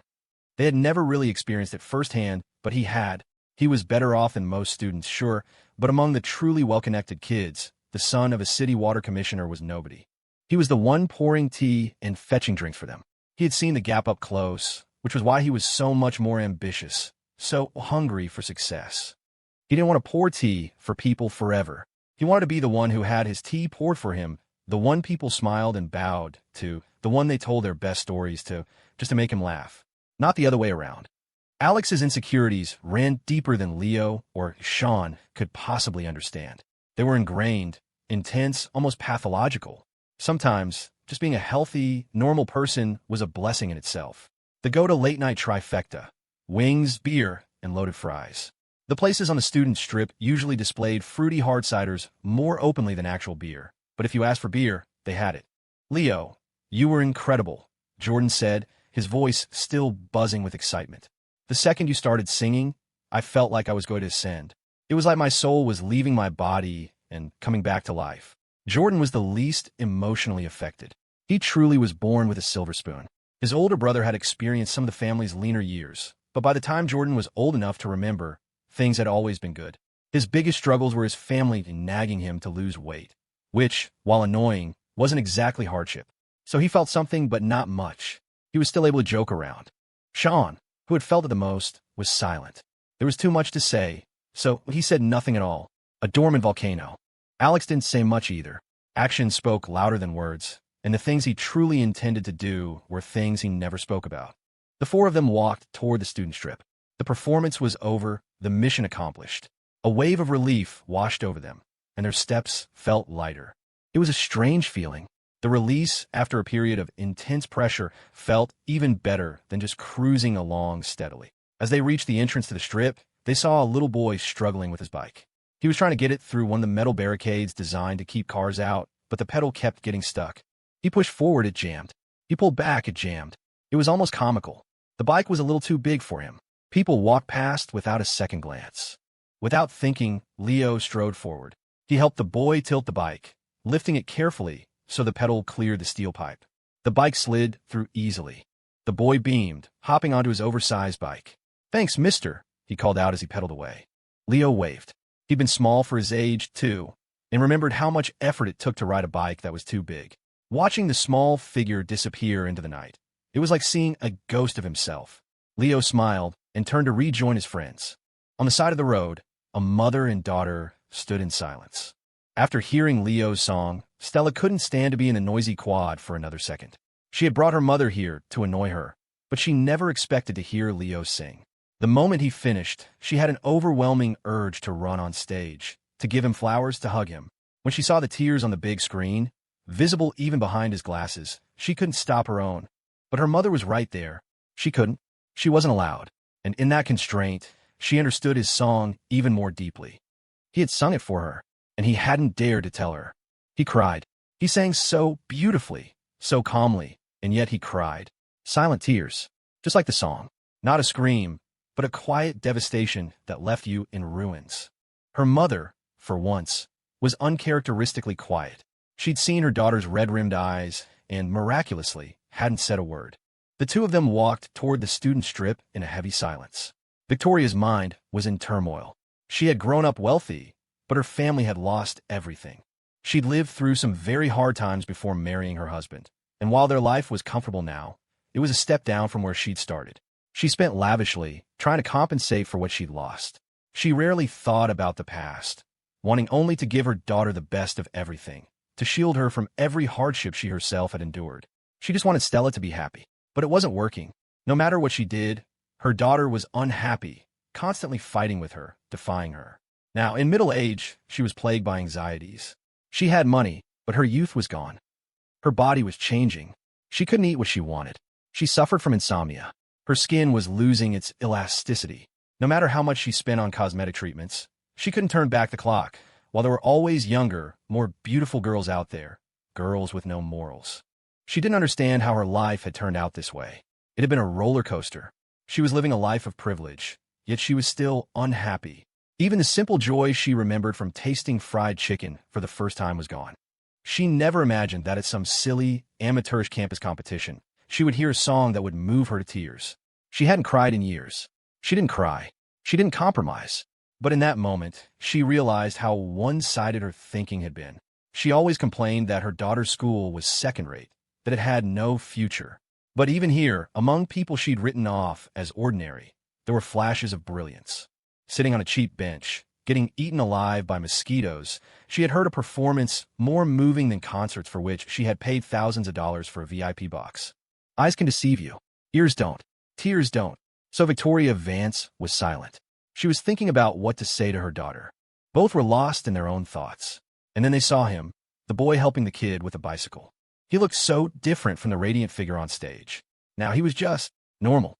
He trotted over to help, received a thank you, waved goodbye with a faint smile, and then ran back to his friends, laughing and joking with them. An ordinary boy. An extraordinary boy. Suddenly, an alarm went off in Victoria's head. "You like him," she said, her voice cutting through the silence. "It's him, isn't it?" The wings were ordered. The loaded fries were on their way. The hard ciders arrived. Jordan was paying. Leo was ravenous. He felt like he could eat forever. When the 60 wings arrived, he polished off 40 of them himself. They were small, sold in batches of 20, but still, a young, growing body is a furnace. Alex, ever the health-conscious one, even at his age, ate sparingly. Jordan wanted to gorge himself, but he got in a lecture when he went home yesterday about losing weight. They'd been telling him to lose weight since high school, a campaign that had successfully taken him from 140 pounds to 160. In college, the nagging continued, and he ballooned from 160 to 180. He'd only managed to lose 5 pounds over the summer by doing absolutely nothing. "Jordan," Leo said, after demolishing his 40th wing and taking a sip of cider, "when I gave Jessica the flowers, I told her they were from you, that you were just too shy to bring them up yourself." Jordan, who was mid-sip, spewed a mouthful of cider across the table. "Dude, you really said that?" "I did," Leo said, grabbing another wing. "Good luck figuring out how to handle that. That woman is a force of nature." He thought of the wings he'd shared with Stella that night. They'd had potatoes and other things, too. In the end, he'd eaten most of it. She barely touched her food. He snapped a picture of the mountain of wing bones on his plate and sent it to her. Her family had probably left by now. He sent a voice message. "Did you eat dinner? This stuff is amazing." Then he sent a sticker, a cartoon rabbit, exhausted from hunger, collapsing face first on the ground. Stella, confronted by her mother's question, immediately deployed the standard 3-part denial. "I don't know what you're talking about. It's not what you think. Don't be ridiculous." Victoria considered it. Maybe she was being paranoid. It wasn't like her daughter would fall for the first boy she saw. Stella's personality was so reserved. Maybe she wasn't even interested in romance yet. It was getting late, and visitors weren't allowed to stay in the dorms overnight. Still, Victoria couldn't stop herself from launching into a litany of warnings. She felt she was being remarkably restrained and empathetic. Her visit to the campus had, against all odds, slightly improved her opinion of the place. The students seemed decent enough. It was a far cry from her first impression when she dropped Stella off for freshman year. It had been raining that day, and a man carrying a massive, cheap nylon bag had walked by and splashed mud all over her white designer dress. She'd been furious. The man had apologized profusely, but with everyone staring, she couldn't even vent properly. Her custom-made dress was ruined. To make matters worse, the man had then pulled a handful of dirty-looking weeds from his bag and offered them to her as an apology, saying they made a tea that was good for cooling you down in the summer. The smell was awful. Victoria, enraged, had slapped his hand away and stormed off in disgust. The rest of the move-in process had been just as miserable. That first day had ended in a massive fight between her and Stella. Stella had spent her first night of college hiding in her bed, crying. That was the day Jessica Monroe had walked into the dorm, picked up an item from the desk next to her bed, and was immediately met with a cold voice. "Excuse me. Please don't touch my things." Victoria reined in her temper. "It's not that I don't want you to date," she said to Stella now. "You're in your 20s. It's normal to like someone. It's just, a girl has to protect herself. There are so many terrible men out there. Even your father." Just then, Stella's phone buzzed. She snatched it up instantly, desperate for a distraction. Her mother bringing up her father's infidelity was her worst nightmare. She didn't have a privacy screen on her phone, so Victoria saw it all: the picture, the sticker, and the voice message notification. Stella didn't open it. She was trying to dodge her mother's lecture, so she tapped on Leo's message thread. She was about to play the voice note when she remembered her mother was right there. But Victoria's hand was faster than her words. She reached over and jabbed the play button. "Did you eat dinner? This stuff is amazing." A familiar male voice filled the quiet space between them. It was calm, but with an undercurrent of warmth. Victoria's face darkened. Stella's face turned bright red. A cold wind seemed to blow through the warm night. Back at the wing joint, Leo was suddenly seized by a violent coughing fit. A stray fleck of chili had gone down the wrong way. Sean, who had been hunched over his phone editing video, barely eating, looked up. This was his normal state now that he was a dedicated TikToker. Hearing Leo choke, he passed him a glass of water. "Don't eat so many wings this late," he said. "I'll make some of that herbal tea my dad sent. It's good for inflammation. We should all have some, or we'll break out tomorrow." Leo gulped down the water, finally dislodging the chili. Sean's family remedies were surprisingly effective. He even had a small electric kettle in the dorm, and they had all benefited from his concoctions. Sometimes it was porridge, sometimes noodles, and sometimes bitter medicinal herbs. "Oh man, thanks Sean," Jordan chimed in. "I seriously need that. I feel a breakout coming on." As the palest of the group, his acne was always the most noticeable. "It works way better than my chamomile tea," Alex agreed. An idea sparked in Leo's mind. He was a paid assistant now. "Hey Sean, can you give me a couple of bundles of that stuff tonight? I'll give it to Professor Reed tomorrow." "Sure," Sean said with a smile. "I've still got a ton. If we run out, my dad can just go pick more. It grows all over the mountains back home. It's not worth anything." They finished their food quickly. Sean's editing skills had gotten incredibly fast. He learned that with TikTok, you couldn't overthink it. You had to post while the topic was hot. He didn't know how other people would react to the video of Leo's song, but he knew how it made him feel. Electric. His blood was boiling, screaming. In that moment, he felt like he finally understood Van Gogh. The twisted clocks, the screaming sunflowers. The line between high art and low art didn't exist. The feeling was the same. So he was desperate to get the video edited and posted. Someone else had probably already uploaded a version. With TikTok, you had to be bold, and you had to be fast. Otherwise, you'd be left in the dust. Plenty of people went viral from a video someone else posted, which was always a little awkward. He finally hit publish. A wave of relief washed over him. He pushed himself up from the plastic stool and paced around the crowded patio a few times to calm his nerves before sitting back down. Only then did he start to eat, methodically finishing off the leftover wings and fries, which had gone cold. He didn't mind. He didn't check the comments on his phone. He just ate, even peeling a few of the Messier wings for Leo, who was too lazy to do it himself. Leo nodded. "Thanks, Dad." The wings were spicy and delicious, but a real pain to eat neatly. The video spread like wildfire. In her apartment, Professor Reed had just finished reading and was getting ready for bed. She opened TikTok for her nightly ritual of liking videos of her friends' flowers, gardens, and grandchildren. Then she saw it, a video of Leo singing in the university's main quad. She sat up, put on her reading glasses, and watched it again. And then a third time. She closed the app, went to the kitchen, and took 2 of her heart medication pills before finally heading to bed. An early night was one of the secrets to a long life. The comments were flooding in. "Does Leo have a girlfriend? My daughter is a junior, beautiful and gentle. Dowry includes a condo in Chicago and a Tesla. It's me, the mother-in-law. Drop your number, I'll call you." I watched this so many times, and I just keep crying, loudly crying face, loudly crying face, loudly crying face. To be human. I'm so sorry. I am your girlfriend. I'm currently at the corner of Oak Street and 12th Avenue in Portland. Please come claim me immediately. He's so cute. I'm crying.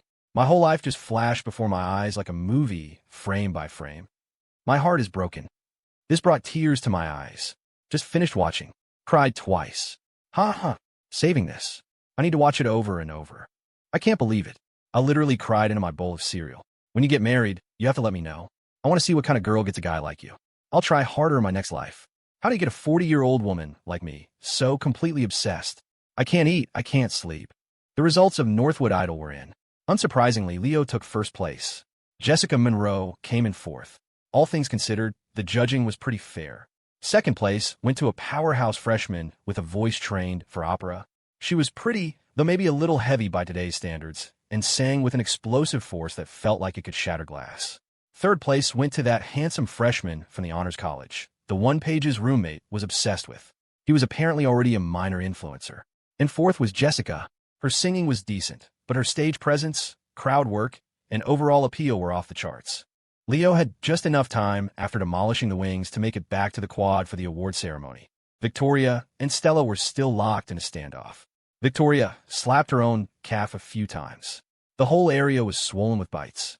The bug spray she'd bought from a campus convenience store was completely useless. It was as if she had some special quality that attracted every mosquito at Northwood State. Stella looked down at her mother's red, bumpy legs and couldn't help but let out a small laugh. Her mother had probably never suffered such an indignity in her life. She was a woman of high-end establishments, chauffeured cars, and exacting standards. Being dragged through a chaotic campus and crammed into a sweaty, breathless crowd was a new form of torture for her.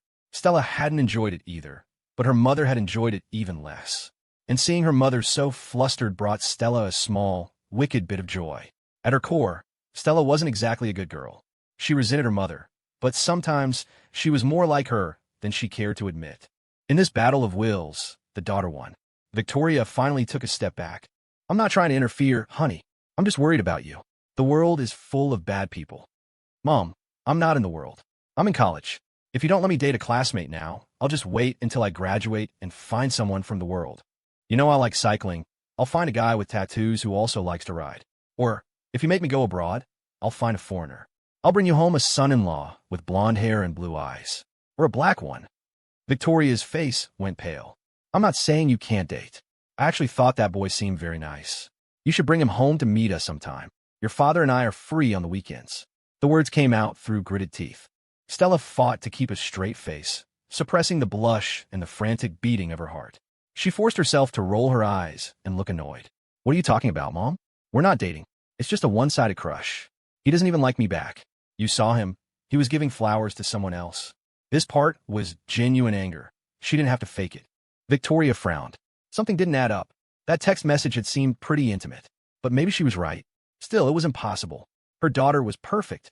How could any boy not like her? Especially in favor of that girl. What was so great about her? She was average-looking, wore too much makeup, dressed trashily, danced scandalously, and spoke with that ridiculous fake voice. Victoria thought of the girls she was always complaining about, the one she worried would seduce her husband. She'd gotten several of his secretaries fired over the years. A sense of crisis began to brew. She'd been worried about her daughter dating. Now she was worried her daughter couldn't get a date, that she would suffer from low self-esteem and rejection. Deep down, she knew it wasn't normal for a girl in her 20s to have never dated. She herself had been married at 20. She'd never dated anyone besides Stella's father. And now, because she cared too much, her life was a painful mess of jealousy and insecurity. Maybe she had been wrong. She had been so strict with Stella that her daughter didn't even know how to date. Maybe it would be better for her to date a few guys, get some experience, so she wouldn't end up like her mother, trapped in a lifelong entanglement with one man. Listen to me, Victoria said, her tone shifting. I'm a very good judge of character. That boy's shy. He likes animals. He helps people. With a guy like that, you can show a little vulnerability. Be a little bolder sometimes. Don't be afraid. You'll win him over. I'm sure of it. Stella stared at her. She wanted to record this. Was her mother possessed? Was this really her giving dating advice? Mom, do you hear yourself? You're the one who sent me articles titled, "Men who like animals are all cheaters, and helpful guys are just playing the field." Seeing the disbelief on her daughter's face, Victoria started, "Back when your father and I—" Stop, stop, Stella cut her off. Mom, it's late. You should go. Let the driver take you. I'll come home this weekend. She waved her mother off. Sitting in the blessedly air-conditioned car, Victoria felt a wave of exhaustion. But then, a fierce, competitive shopping urge ignited within her. She was going to buy her daughter a whole new wardrobe of beautiful clothes. Stella got back to the dorm. Jessica was there, the bouquet of flowers sitting on her desk. The atmosphere was thick with an unspoken tension. Jessica, a master of reading the room, spoke first. Stella, don't get the wrong idea. Leo was just helping out his roommate, Jordan. Jordan bought the flowers, but was too nervous to give them to me, so he pushed Leo on stage at the last second. He told me that's what happened. She turned her back to Stella and started changing out her stage outfit. Besides, she continued, you know my type. I like rich guys. Leo's too poor for me. Stella didn't say anything. People gave Jessica flowers all the time, and she usually tossed them straight in the trash, complaining that they were a waste of money. Can't eat them. Can't sell them. But this bouquet of cheap carnations and baby's breath was sitting carefully on her desk. A girl in love is both the most clueless and the most perceptive person in the world. When it comes to certain things, her intuition is terrifying. When Jessica turned back around, dressed in her pajamas, Stella finally smiled. It's fine. I know it was just a favor. Don't worry about it. The next morning, the soft, familiar glow of the time bar appeared. Tom was back on track. The system was in control, and Leo, an inherently lazy NPC at his core, breathed a sigh of relief. 6 a.m. to 6:30 a.m. Wash up, drink a glass of honey water. A happy gut makes for a happy day. After brushing his teeth, Leo scraped the bottom of the honey jar again. He'd forgotten to buy more. At this rate, the jar was going to last a lifetime. Today's honey water was barely sweet. The dorm was silent. Most seniors didn't get up this early. Sean looked like he'd pulled an all-nighter. Jordan had been up late, gaming. Alex, a man with 1,000 responsibilities, needed his beauty sleep. 6:30 a.m. to 7 a.m. Morning run. A healthy body sharpens the mind, fuels ambition, and maintains a positive spirit. As the second time bar appeared, Leo felt a thrill of anticipation. Because today's run included Stella, he felt none of the drama from the night before. His straightforward male brain hadn't registered any of the complex undercurrents. All he knew was that when he checked the system last night, Stella's affection rating had gone up by 1 point to 83. He'd texted her goodnight, explained the whole carnation situation with Jordan, and she'd replied, "See you tomorrow morning." He'd fallen asleep with a happy, goofy smile on his face. Before leaving, he grabbed the herbal tea Sean had given him. He had 2 large bundles of the dried herbs, easily enough to last the summer. It must have been a lot of work to pick and dry it all. A local specialty like this felt valuable. As expected, when Leo went out, he ran into Professor Reed. It was like they were 2 NPCs programmed to meet at the same spot at the same time, every day. Professor Reed's eyes looked a little puffy today, as if she hadn't slept well. She was swinging her arms from side to side when he approached. She wore a pair of lightweight, gold-rimmed glasses today, without the usual chain. "Good morning, Professor. My roommate, Sean Riley, brought this from his hometown. It's an herbal tea, good for the summer heat. And thank you again for the travel mugs yesterday." Professor Reed's interest was piqued. She took a bundle and smelled it. "That's the scent," she nodded. "You can buy in stores now, but it's farm-raised or something. The smell isn't the same." "Thank you, and please thank your roommate for me." She told him to set the herbs down next to her bag on the bench. She was just doing a few laps in the area. As Leo was about to leave, she called out, "Leo, I saw the video of you singing yesterday. You were very good." "Thank you, Professor." Leo grinned and took off at a run. Professor Reed watched the young, energetic figure disappear and smiled. As Leo neared the main fountain, his pace instinctively slowed, but his heart started to race. There's a special kind of happiness that comes from anticipation. Waiting for a flower to bloom, waiting for spring, waiting for a sunny day, waiting for the rain, waiting for the wind, waiting for you. When he saw the girl in the white tracksuit standing by the fountain, his heartbeat finally steadied. The smile on his face widened. "Stella, good morning." Stella watched him run up to her, her head tilted. "Good morning," she smiled. She had a secret weapon today. She'd chosen a form-fitting white athletic outfit that, while not overtly revealing, showcased her perfectly proportioned figure. She wasn't buxom, but her lines were flawless. Her short hair, which usually fell in her eyes when she ran, was held back today by a small clip with a single red jewel, pulling a small section of her bangs off her forehead. It was playful and adorable. For some reason, looking at her today, Leo thought she seemed incredibly soft and sweet, like a cherry in early May, not fully ripe, but bursting with sweetness. On their run today, for some reason, other students were smiling and saying hello to him. Leo didn't like it. He was busy. He was on a date. His brain could generally only handle 2 tasks at once. When he was eating, for instance, he could manage eating his main course and a side dish simultaneously. But adding a social interaction on top of that was pushing it. It was the same now. He was running with Stella, and strangers were interrupting. It felt weird not to respond, but it also felt weird to respond, especially since he had no idea who these people were. The only other time this happened was when he was walking with Alex. When you walked across campus with Alex, you were constantly bombarded with greetings. "Hey, Alex, morning, mister. Vice President. What's up, Cheeryong?" Alex was the president of the calligraphy club, the vice president of the student government, and the head of the external relations committee. Leo and the others always felt incredibly awkward and tried to stand a few feet away from him. But Alex always handled it with grace, responding to everyone with a friendly, approachable air, perfectly in line with his senator-in-training persona. Leo and Stella picked up the pace and headed for the path around the campus lake, where there were fewer people. He finally understood why couples always looked for secluded spots. Right now, he didn't want to see anyone else. All the other NPCs on campus usually kept to themselves, but today they were suddenly interacting with him, and it was a little unsettling. Stella ran alongside him. When she was getting ready to leave the dorm that morning, she'd seen Jessica, who was wearing a pair of tiny shorts and an old t-shirt. Complaining about the heat, Jessica had cut off the bottom half of the shirt, exposing a wide swath of her toned stomach. As she sat up and yawned, her long hair a tangled mess, it was clear she wasn't wearing a bra, the thin fabric of the old shirt hiding almost nothing. Even as another woman, Stella had felt herself blush. Now, looking at the clean, wholesome Leo beside her, that familiar sour feeling bubbled up in her chest. A Capricorn girl keeps her troubles to herself.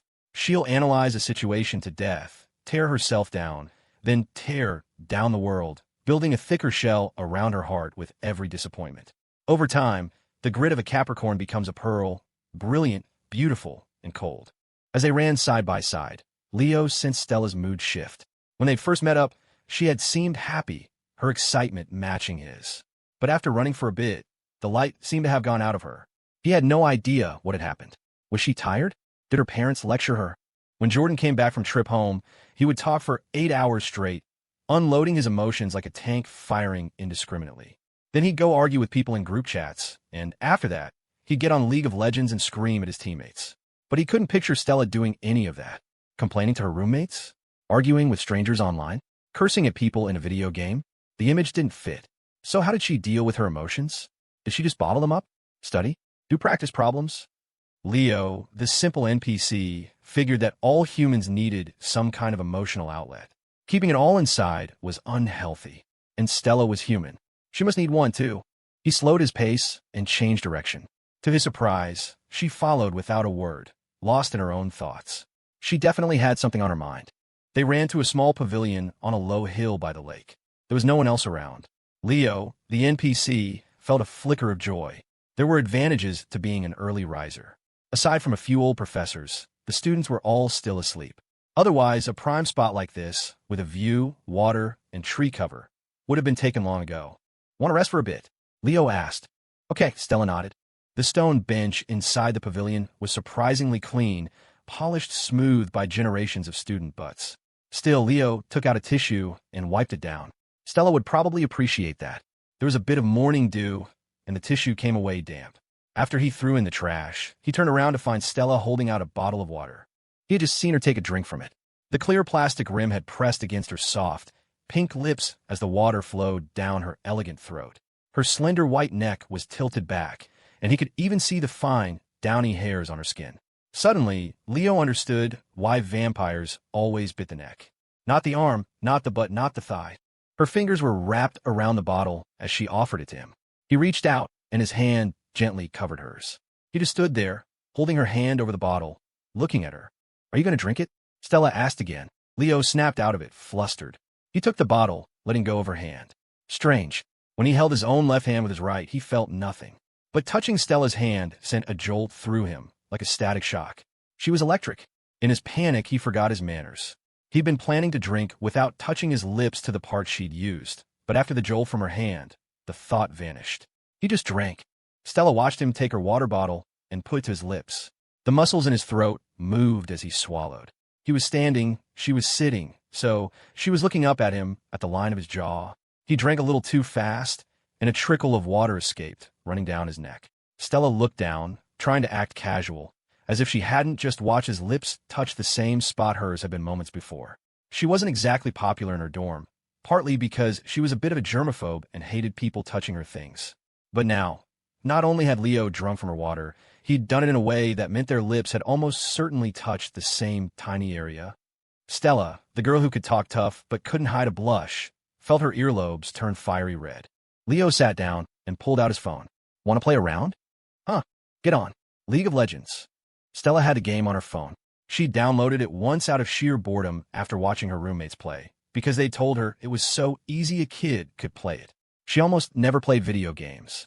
They said a kid could play it, but she had spent half an hour trying to figure it out before giving up in frustration. I don't know how, she said, embarrassed to admit it. Leo wasn't surprised.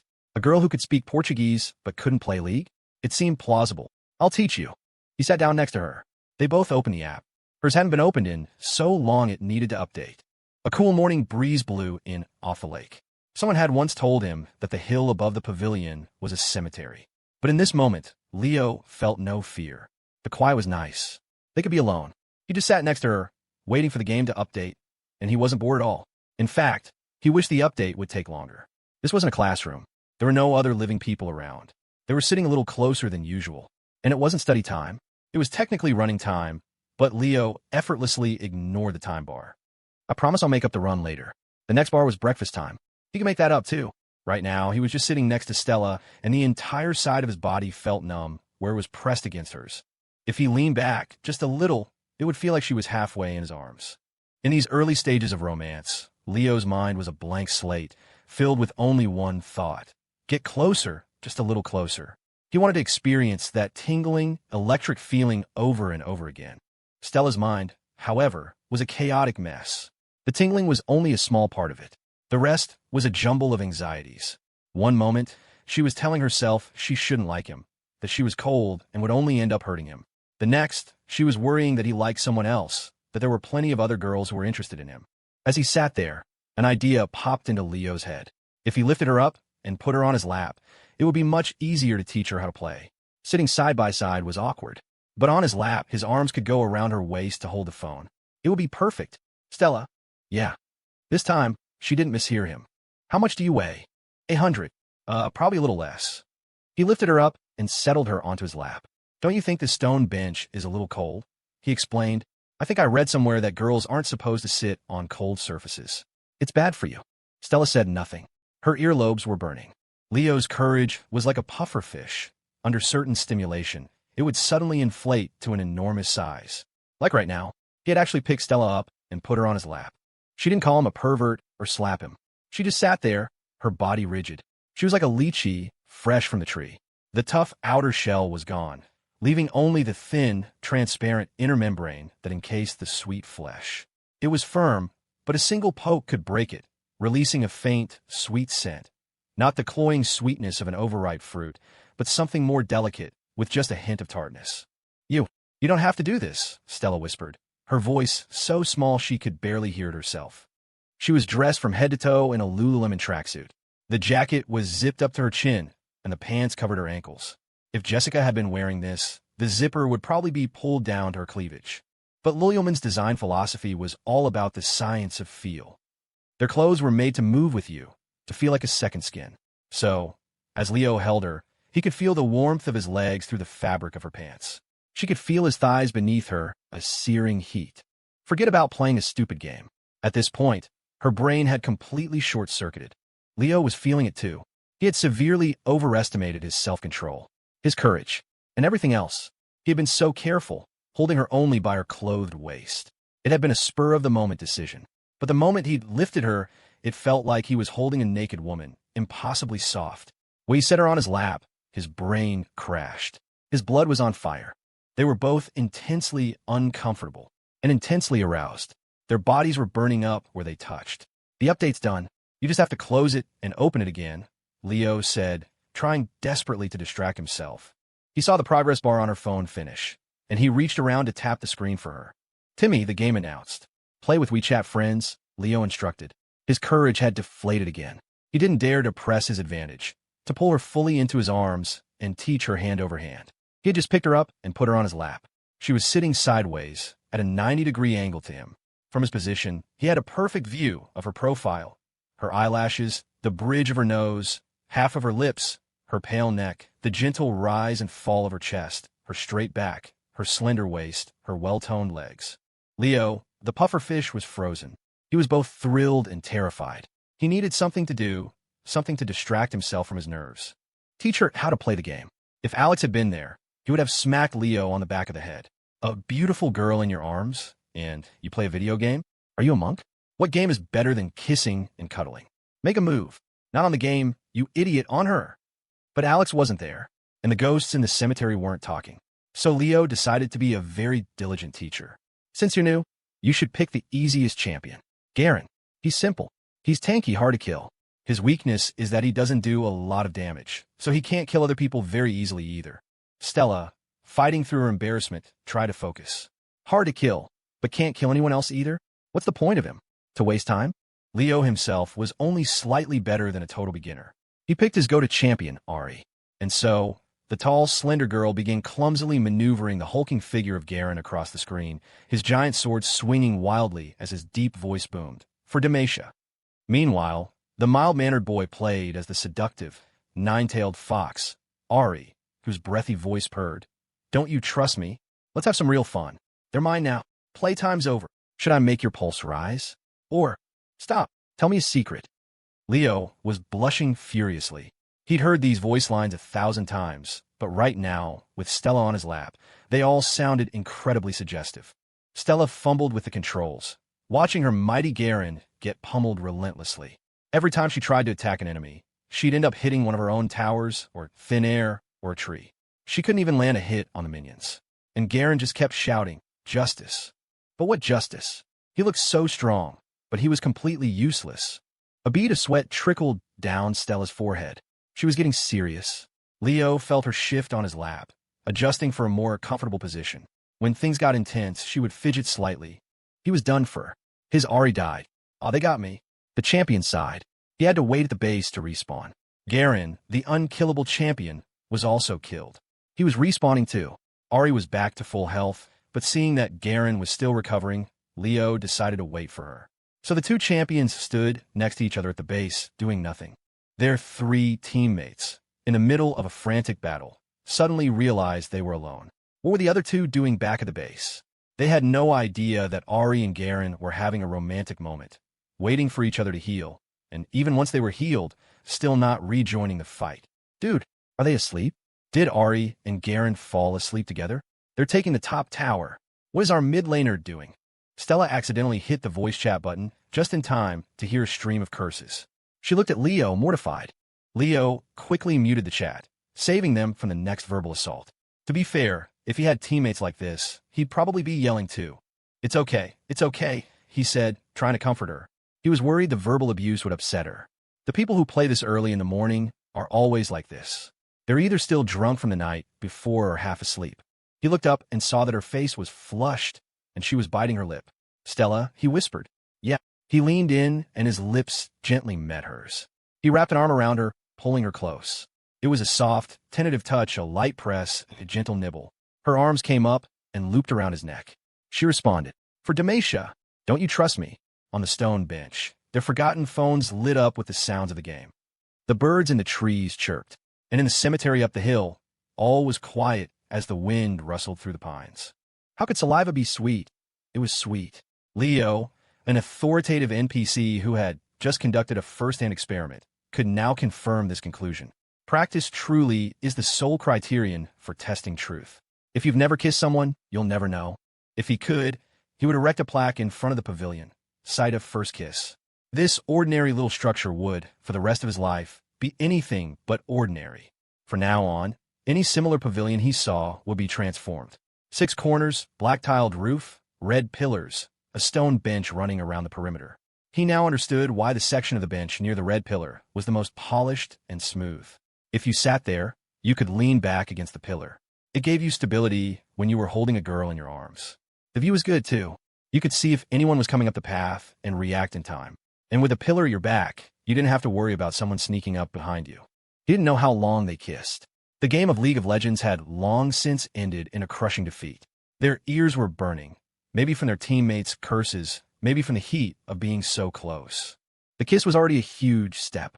Leo didn't dare let his hands wander. They stayed wrapped around Stella's waist. Her waist was so soft, so slender. He remembered watching dance performances where the male dancers would lift the female dancers, their waists impossibly thin and flexible. He had never found it particularly beautiful. Now, he realized he had been wrong. How could it not be beautiful? He felt like he could lift Stella's slender waist 300 times without stopping. No exaggeration. He could fly. He could take Stella and fly with her. That's what the kiss felt like. But time couldn't be stopped. And maybe that's what made it so wonderful. Because it was fleeting, it was precious. It was a first kiss for both of them. They were clumsy, but the emotion was there. They were completely lost in it. And putting the girl on your lap? A truly brilliant move. Not recommended if you aren't strong enough to lift her, though. Or if you don't know her that well. Biologically speaking, this was exactly what they were supposed to be doing. To fall in love when you're young, when you're healthy, when kissing doesn't lead to strange stomach issues or hormonal imbalances or cavities. Dating at this age, if it progressed far enough, was conducive to procreation, a contribution to the continuation of the human species. If you waited until you were older, things got complicated. Your body wasn't as resilient, you were stressed, and making a baby became a whole production, requiring you to quit smoking and drinking and track ovulation for years. When you're young, you just have to make sure you use protection. Of course, Leo wasn't thinking about babies right now. He had taken biology. He knew you couldn't get pregnant from kissing. He was just silently thanking the system. If he didn't have his unshakable core buff right now, he would have completely lost himself. But the buff had its limits. It allowed him one kiss, a second one, and all his resolve would crumble. So, like a gentleman, he respectfully pulled away. But Stella didn't move. She just buried her face in his shoulder, their necks entwined like two swans. She was half shy, half flustered. As she rested her head on his shoulder, a new scent filled her senses, enveloping her. Leo's scent was different, not sweet. It was like the smell of clean sheets dried in the sun. It wasn't a perfume, but it was clean with a faint hint of herbs. The tea from Sean. The unique combination of scents created a smell that was just him. Some memories are visual, some are auditory. The ones tied to smell are the most lasting. In this moment, she wasn't thinking about the future, or Jessica, or her mother. She just wanted to stay there, nestled against him. It felt so happy. Her body felt limp, like a vine that wanted to wrap itself around a tree, quietly covering every branch until it burst into a riot of blossoms. But Leo, her tree, wouldn't allow it. If he held her any longer, his pufferfish courage would inflate again. He felt hot. He wanted to take off his own clothes, and he wanted to take off hers. Pufferfish were definitely poisonous. They made you lose your mind. He let go, and Stella immediately shot up like a startled rabbit. Leo stood up too. They faced each other. He saw that her lips were red and swollen. Her hair was a mess, and the little red jewel clip was hanging crookedly from her bangs, about to fall off. It was adorable. She looked so beautifully alive. He reached out to fix the clip. Stella, thinking he was going to hug her again, turned her head shyly. He took the clip out of her hair and handed it to her, a small smile on his face. They were both blushing. They left the pavilion and continued up the hill. In the throes of a new romance, you automatically gravitate toward deserted places. The path got steeper. Leo reached for Stella's hand. With their fingers intertwined, the path didn't seem so difficult anymore. It was quiet, peaceful, happy. After walking for a while, they came to a gate. Leo's eyes went wide. Holy crap, the campus legend was true. It really was a cemetery. Stella was a little stunned, too. She hadn't paid any attention to campus legends, but she could hardly believe that her first kiss had taken place right next to a graveyard. The gate wasn't very secure. You could easily step over it. Leo wondered if any couples had actually done that. The path inside looked much smoother and easier to walk on. But, better not. On a headstone near the entrance were two photographs. A stern-looking old man and a stern-looking old woman, side by side. A double plot. Being buried next to the person you love would be a nice way to go, Leo thought. Stella was getting a little scared now, gripping his hand tightly. They turned and headed back down the hill. When they passed the pavilion again, they both blushed at the sight of the bench where they had been sitting. They had been so caught up in the kiss, they'd had no idea what was behind them. Our apologies, he thought to the residents of the hill. They walked down the rest of the hill hand in hand. Do you like fruit? Stella asked. It's okay, Leo replied. Then what do you want? I'll buy it for you. Honey. The morning sky was a brilliant, cloudless blue. Leo, the NPC, thought the scenery was beautiful. The world's graphic designer had done a good job. Stella had a class with an exchange professor that morning, so they didn't have time for breakfast together.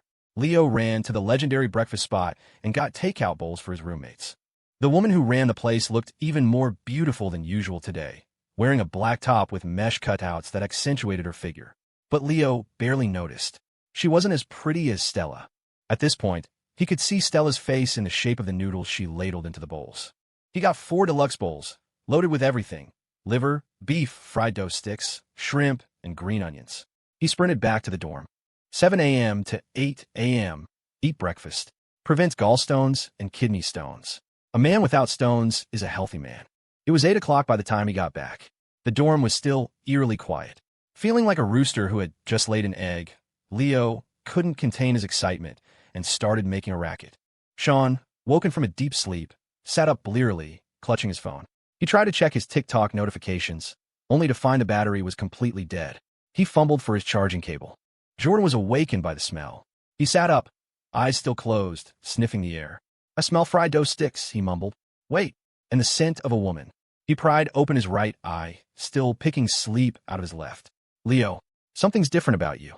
Why do you smell so fragrant? Alex, who had also been woken up, sat up perfectly straight in his pristine silk pajamas. He looked like a husband who had woken up alone after his wife had stayed out all night, his pajamas still perfectly unwrinkled. Jordan might have been the one who was superficially flashy, but Alex was the one who was truly, deeply refined. Alex opened his eyes, took one look at Leo, and delivered his verdict. You kissed her. Leo froze. Damn it. He'd been caught. He quickly placed a deluxe breakfast bowl in front of Alex. Your Highness, your meal is served. Alex just smiled. It was that classic leadership smile, warm on the surface, but with a cold, calculating edge that made you want to confess all your crimes. It was unbearable. A kiss was not something you share with the guys. Leo tried to change the subject. Alex, on my run this morning, a bunch of people said hi to me. It was so weird. Sean's phone, now plugged in, lit up with TikTok notifications. Leo, you're famous, he yelled. You're actually famous this time. Leo sighed. Sean, you said the same thing last time.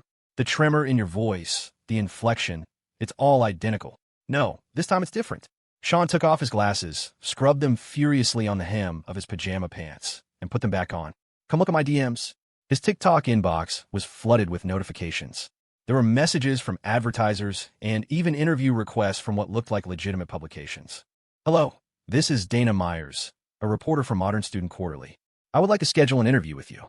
My contact information is 555-0187. Same for text. Hope to hear from you. Hello, sorry to bother you, but I'm Claire Fontaine, a freelance reporter for one of the world's top 100 magazines. Hearth and Home was founded in 1970 and has always been dedicated to discovering beautiful people and stories. We would love to do a feature on Leo Foster. Would he be open to an interview? It would be a 1-hour phone call at his convenience.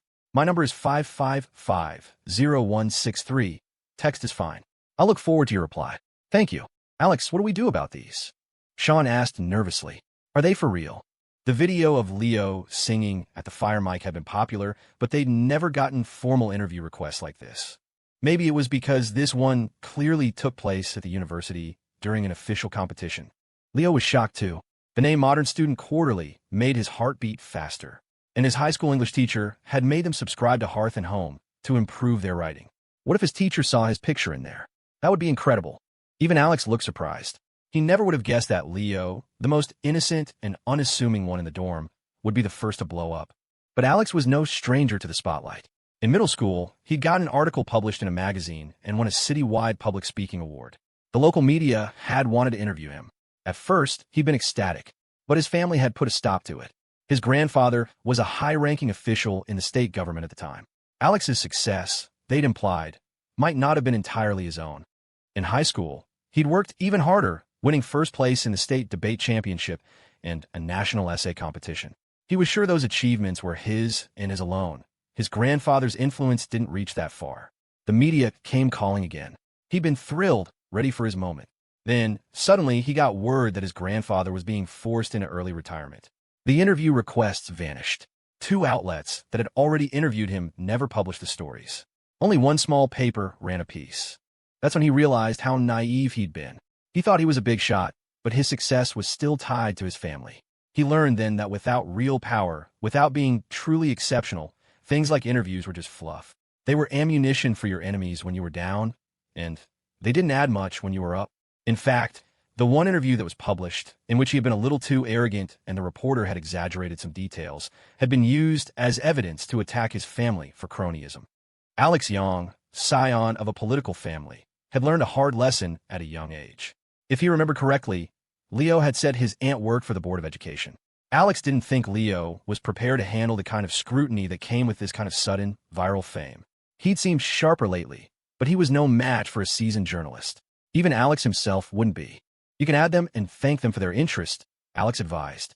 But before you agree to an interview, think about your life. Do you have enough material to fill a full-page article? What have you accomplished? What are your biggest regrets? What mistakes have you made? You have no idea what kind of headline they'll use, what angle they'll take. If you're not prepared, you should hold off. Leo's mind flashed to the articles he remembered from those magazines. He lost his mother at 6 and raised his family alone. The triumph of a unicorn. The brilliant life of a disabled youth. From the mountains to Harvard, they were all inspiring, but also incredibly tragic. These weren't normal people. What do you have to talk about? His parents were alive, he had both his legs, and he hadn't gotten into an Ivy League school. His life story was completely unremarkable. He was grateful for Alex's advice. If he'd gotten swept up in the excitement and agreed, he could just see the headlines now. The college kid who sang "To Be Human" is sorry for stealing his teacher's valve stem caps in middle school. Or "To Be Human, I'm sorry, a chronicle of a failed college student's life." He followed Alex's advice, adding the reporters and sending polite, honored, but firm refusals. Suddenly, a mechanical voice echoed in his mind. Congratulations, host. You have passed the preliminary trial of fame and fortune. You have not been swayed by the allure of celebrity. You will not sacrifice your principles or integrity for personal gain. Your values remain uncorrupted. An outstanding trophy husband is not easily tempted by vanity. An outstanding trophy husband builds his empire on a foundation of honesty and integrity. You deserve the best. Congratulations on passing the preliminary trial. Reward: basic photography skill buff, level 2, permanent. This was a serious upgrade. He remembered Sean's photography skill was only at level 1, and Sean could already make a 5 out of 10 look like a 7. Alex, seeing Leo staring into space, added, "Don't worry. When you're truly successful, you'll be on the big screen. This is nothing." "Thanks, Alex." "Seriously," Leo said. Alex's mind was on a completely different level. Sometimes Leo would have a feeling or an intuition, but he could never put it into words. Alex would say one thing, and everything would click into place. Curiosity piqued, Leo asked, "Alex, did you ever get in trouble for rebelling as a kid?" Sean and Jordan leaned in, eager for the gossip. Alex thought for a moment, then nodded gravely. "Yes. In middle school, I really wanted to get my ear pierced. My dad almost killed me." "Why? Was he that strict?" Jordan asked. "Because," Alex said with a heavy sigh, "you can't get into West Point with an ear piercing. 8 a.m. to 9 a.m. Study English. Learning is the ladder to human progress. The more you learn, the more ladders you have. And with those ladders, you can easily climb into a rich woman's life." A new time bar appeared. Leo couldn't stay in the dorm. Sean was right. He had gone viral. The account, My Amazing Roommate, had gained over 20,000 new followers overnight, bringing the total to 34,000, and it was still climbing. The number of saves was particularly impressive. It meant people were invested, not just scrolling past. The video had over 700,000 likes and a view count with too many zeros to count. There were even more offers for sponsor content, asking Leo to sing for a product ad. They were offering anywhere from $800 to $2,000 per video. The DMs were overwhelming, so Jordan was helping manage them. Jordan, with his face masks, designer sneakers, and anime figurines, seemed like a frivolous spender. But the shoes he bought often resold for a profit, as did his collectibles. In the dorm, everyone else's money was spent and gone. Jordan's money, however, seemed to circulate. It must have been something he picked up from his family of entrepreneurs. He had a natural knack for it. His parents might call him useless, but his ability to make money was already leagues ahead of his roommates. Jordan agreed that they shouldn't take any of the ad deals. They were low quality, and it would cheapen the brand they were building. The channel was just starting to take off. Selling out now would be a waste. It would be like learning to ride a bike and immediately trying to fly a plane. Sean, high on success, was also getting a little carried away. The video was so popular that his application to the TikTok Creator Fund had been instantly approved. He already had over $100 in his account. It was a breakthrough, proof that their efforts weren't in vain. This path was viable. Leo found an empty classroom and forced himself to focus. He was actually starting to enjoy English. Dr. Novak, the formidable professor he'd met at the conference, would occasionally message him, and he used it as an opportunity to practice his speaking skills. Once he got over the initial hurdle, a language wasn't so difficult. It was just a matter of memorizing vocabulary and understanding the grammar. He felt like with a bit more work, he could easily pass the Advanced English Proficiency exam. The test was in December. He made a mental note. He also looked up the certification for advanced nursing assistants. That was in January. He could sign up for that, too. Taking certification exams was a standard part of junior and senior year, anyway. He had just settled down to study when his phone buzzed. It was a message from a middle school classmate he hadn't spoken to in years. He'd sent a video. Then came a long voice message. "Leo, is this you? I was scrolling through TikTok and saw this. You look great, man. You've gotten handsome, and your singing is insane." Leo opened the video. It wasn't Sean's original post. It was a clipped version with a new title, "The Cry of a Generation. A college student speaks for us all." Leo gasped. The cry of a generation? Him? How could he possibly represent all college students? The comment section was probably a war zone. Sure enough, people were arguing. If a college student is already singing to be human, what's he going to sing when he gets a real job? He typed back a lame reply. It was just for a school event. The fact that even his middle school classmates were seeing the video was surreal. Maybe it was because they were friends on the app. He was about to put his phone away when it rang. It was his aunt, Sky. He had to answer. "Leo, honey," she said, her voice filled with concern. "I saw the video of you singing. You were wonderful, so handsome. Are you okay? Did something happen? If you're having a hard time, you can tell me. Or your uncle. We can help." Leo groaned. His aunt had just sent him a video via text. The title, Heartbroken college student sings and makes everyone cry. And Sky, I'm fine, really. It was just a school talent show. Everything's great. Nothing's wrong. Say hi to my uncle for me. How's my cousin? I'll come see him when I'm home for break.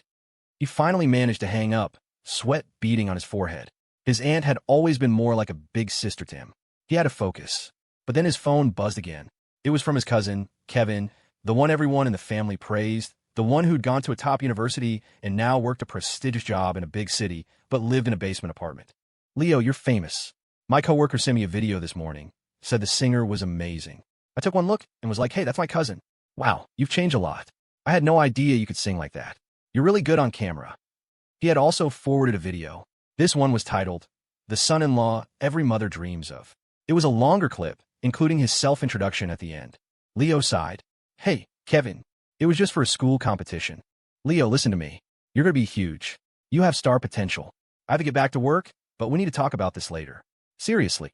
Leo felt his cousin's manic excitement through the phone, but with his unshakable core buff, he was much more rational than he used to be. This wasn't real fame. In the age of viral content, even A-list celebrities couldn't be sure of their longevity. One day you're hot, the next you're not. He was a nobody. He was just a normal-looking guy who had struck a chord with a few people. Calm down. Focus on your studies. Everything else is just noise. He decided to turn off his phone, but then he saw one more message. One of the professors in his contacts had messaged him. Professor Luke Hoffman, who had given that career guidance lecture, had reached out. Leo had added him after the lecture, but had been too intimidated to say anything since. He'd meant to ask for an autograph from his wife, the famous director Penelope Hayes, but he'd lost his nerve. The most he'd done was buy the professor's book, The Late Bloomer's Advantage, and occasionally like a picture of his cat on social media. Professor Hoffman had sent him the original video from Sean's account. Leo, I heard you sing. My wife and I both loved it. You cured her insomnia. She cried herself to sleep last night. Just kidding. When you have time, come over for dinner. My wife wants to give you her autograph and get yours in return. Also, I'm a great cook. Leo's jaw dropped. Professor Hoffman was a true master of the trophy husband arts. An inspiration, a great cook with a sense of humor. He quickly replied, Thank you, Professor. I'm free anytime. Whatever works for you. Professor Hoffman replied almost instantly, Great. Come over for dinner tonight, then. My wife happens to have the evening off. Leo, okay. He felt like his phone was going to keep buzzing forever. At this rate, he'd spend the whole day answering calls and messages and get no studying done. Half an hour had already passed. He finally switched his phone off. Time to study, but he couldn't stop the excited thrumming in his veins.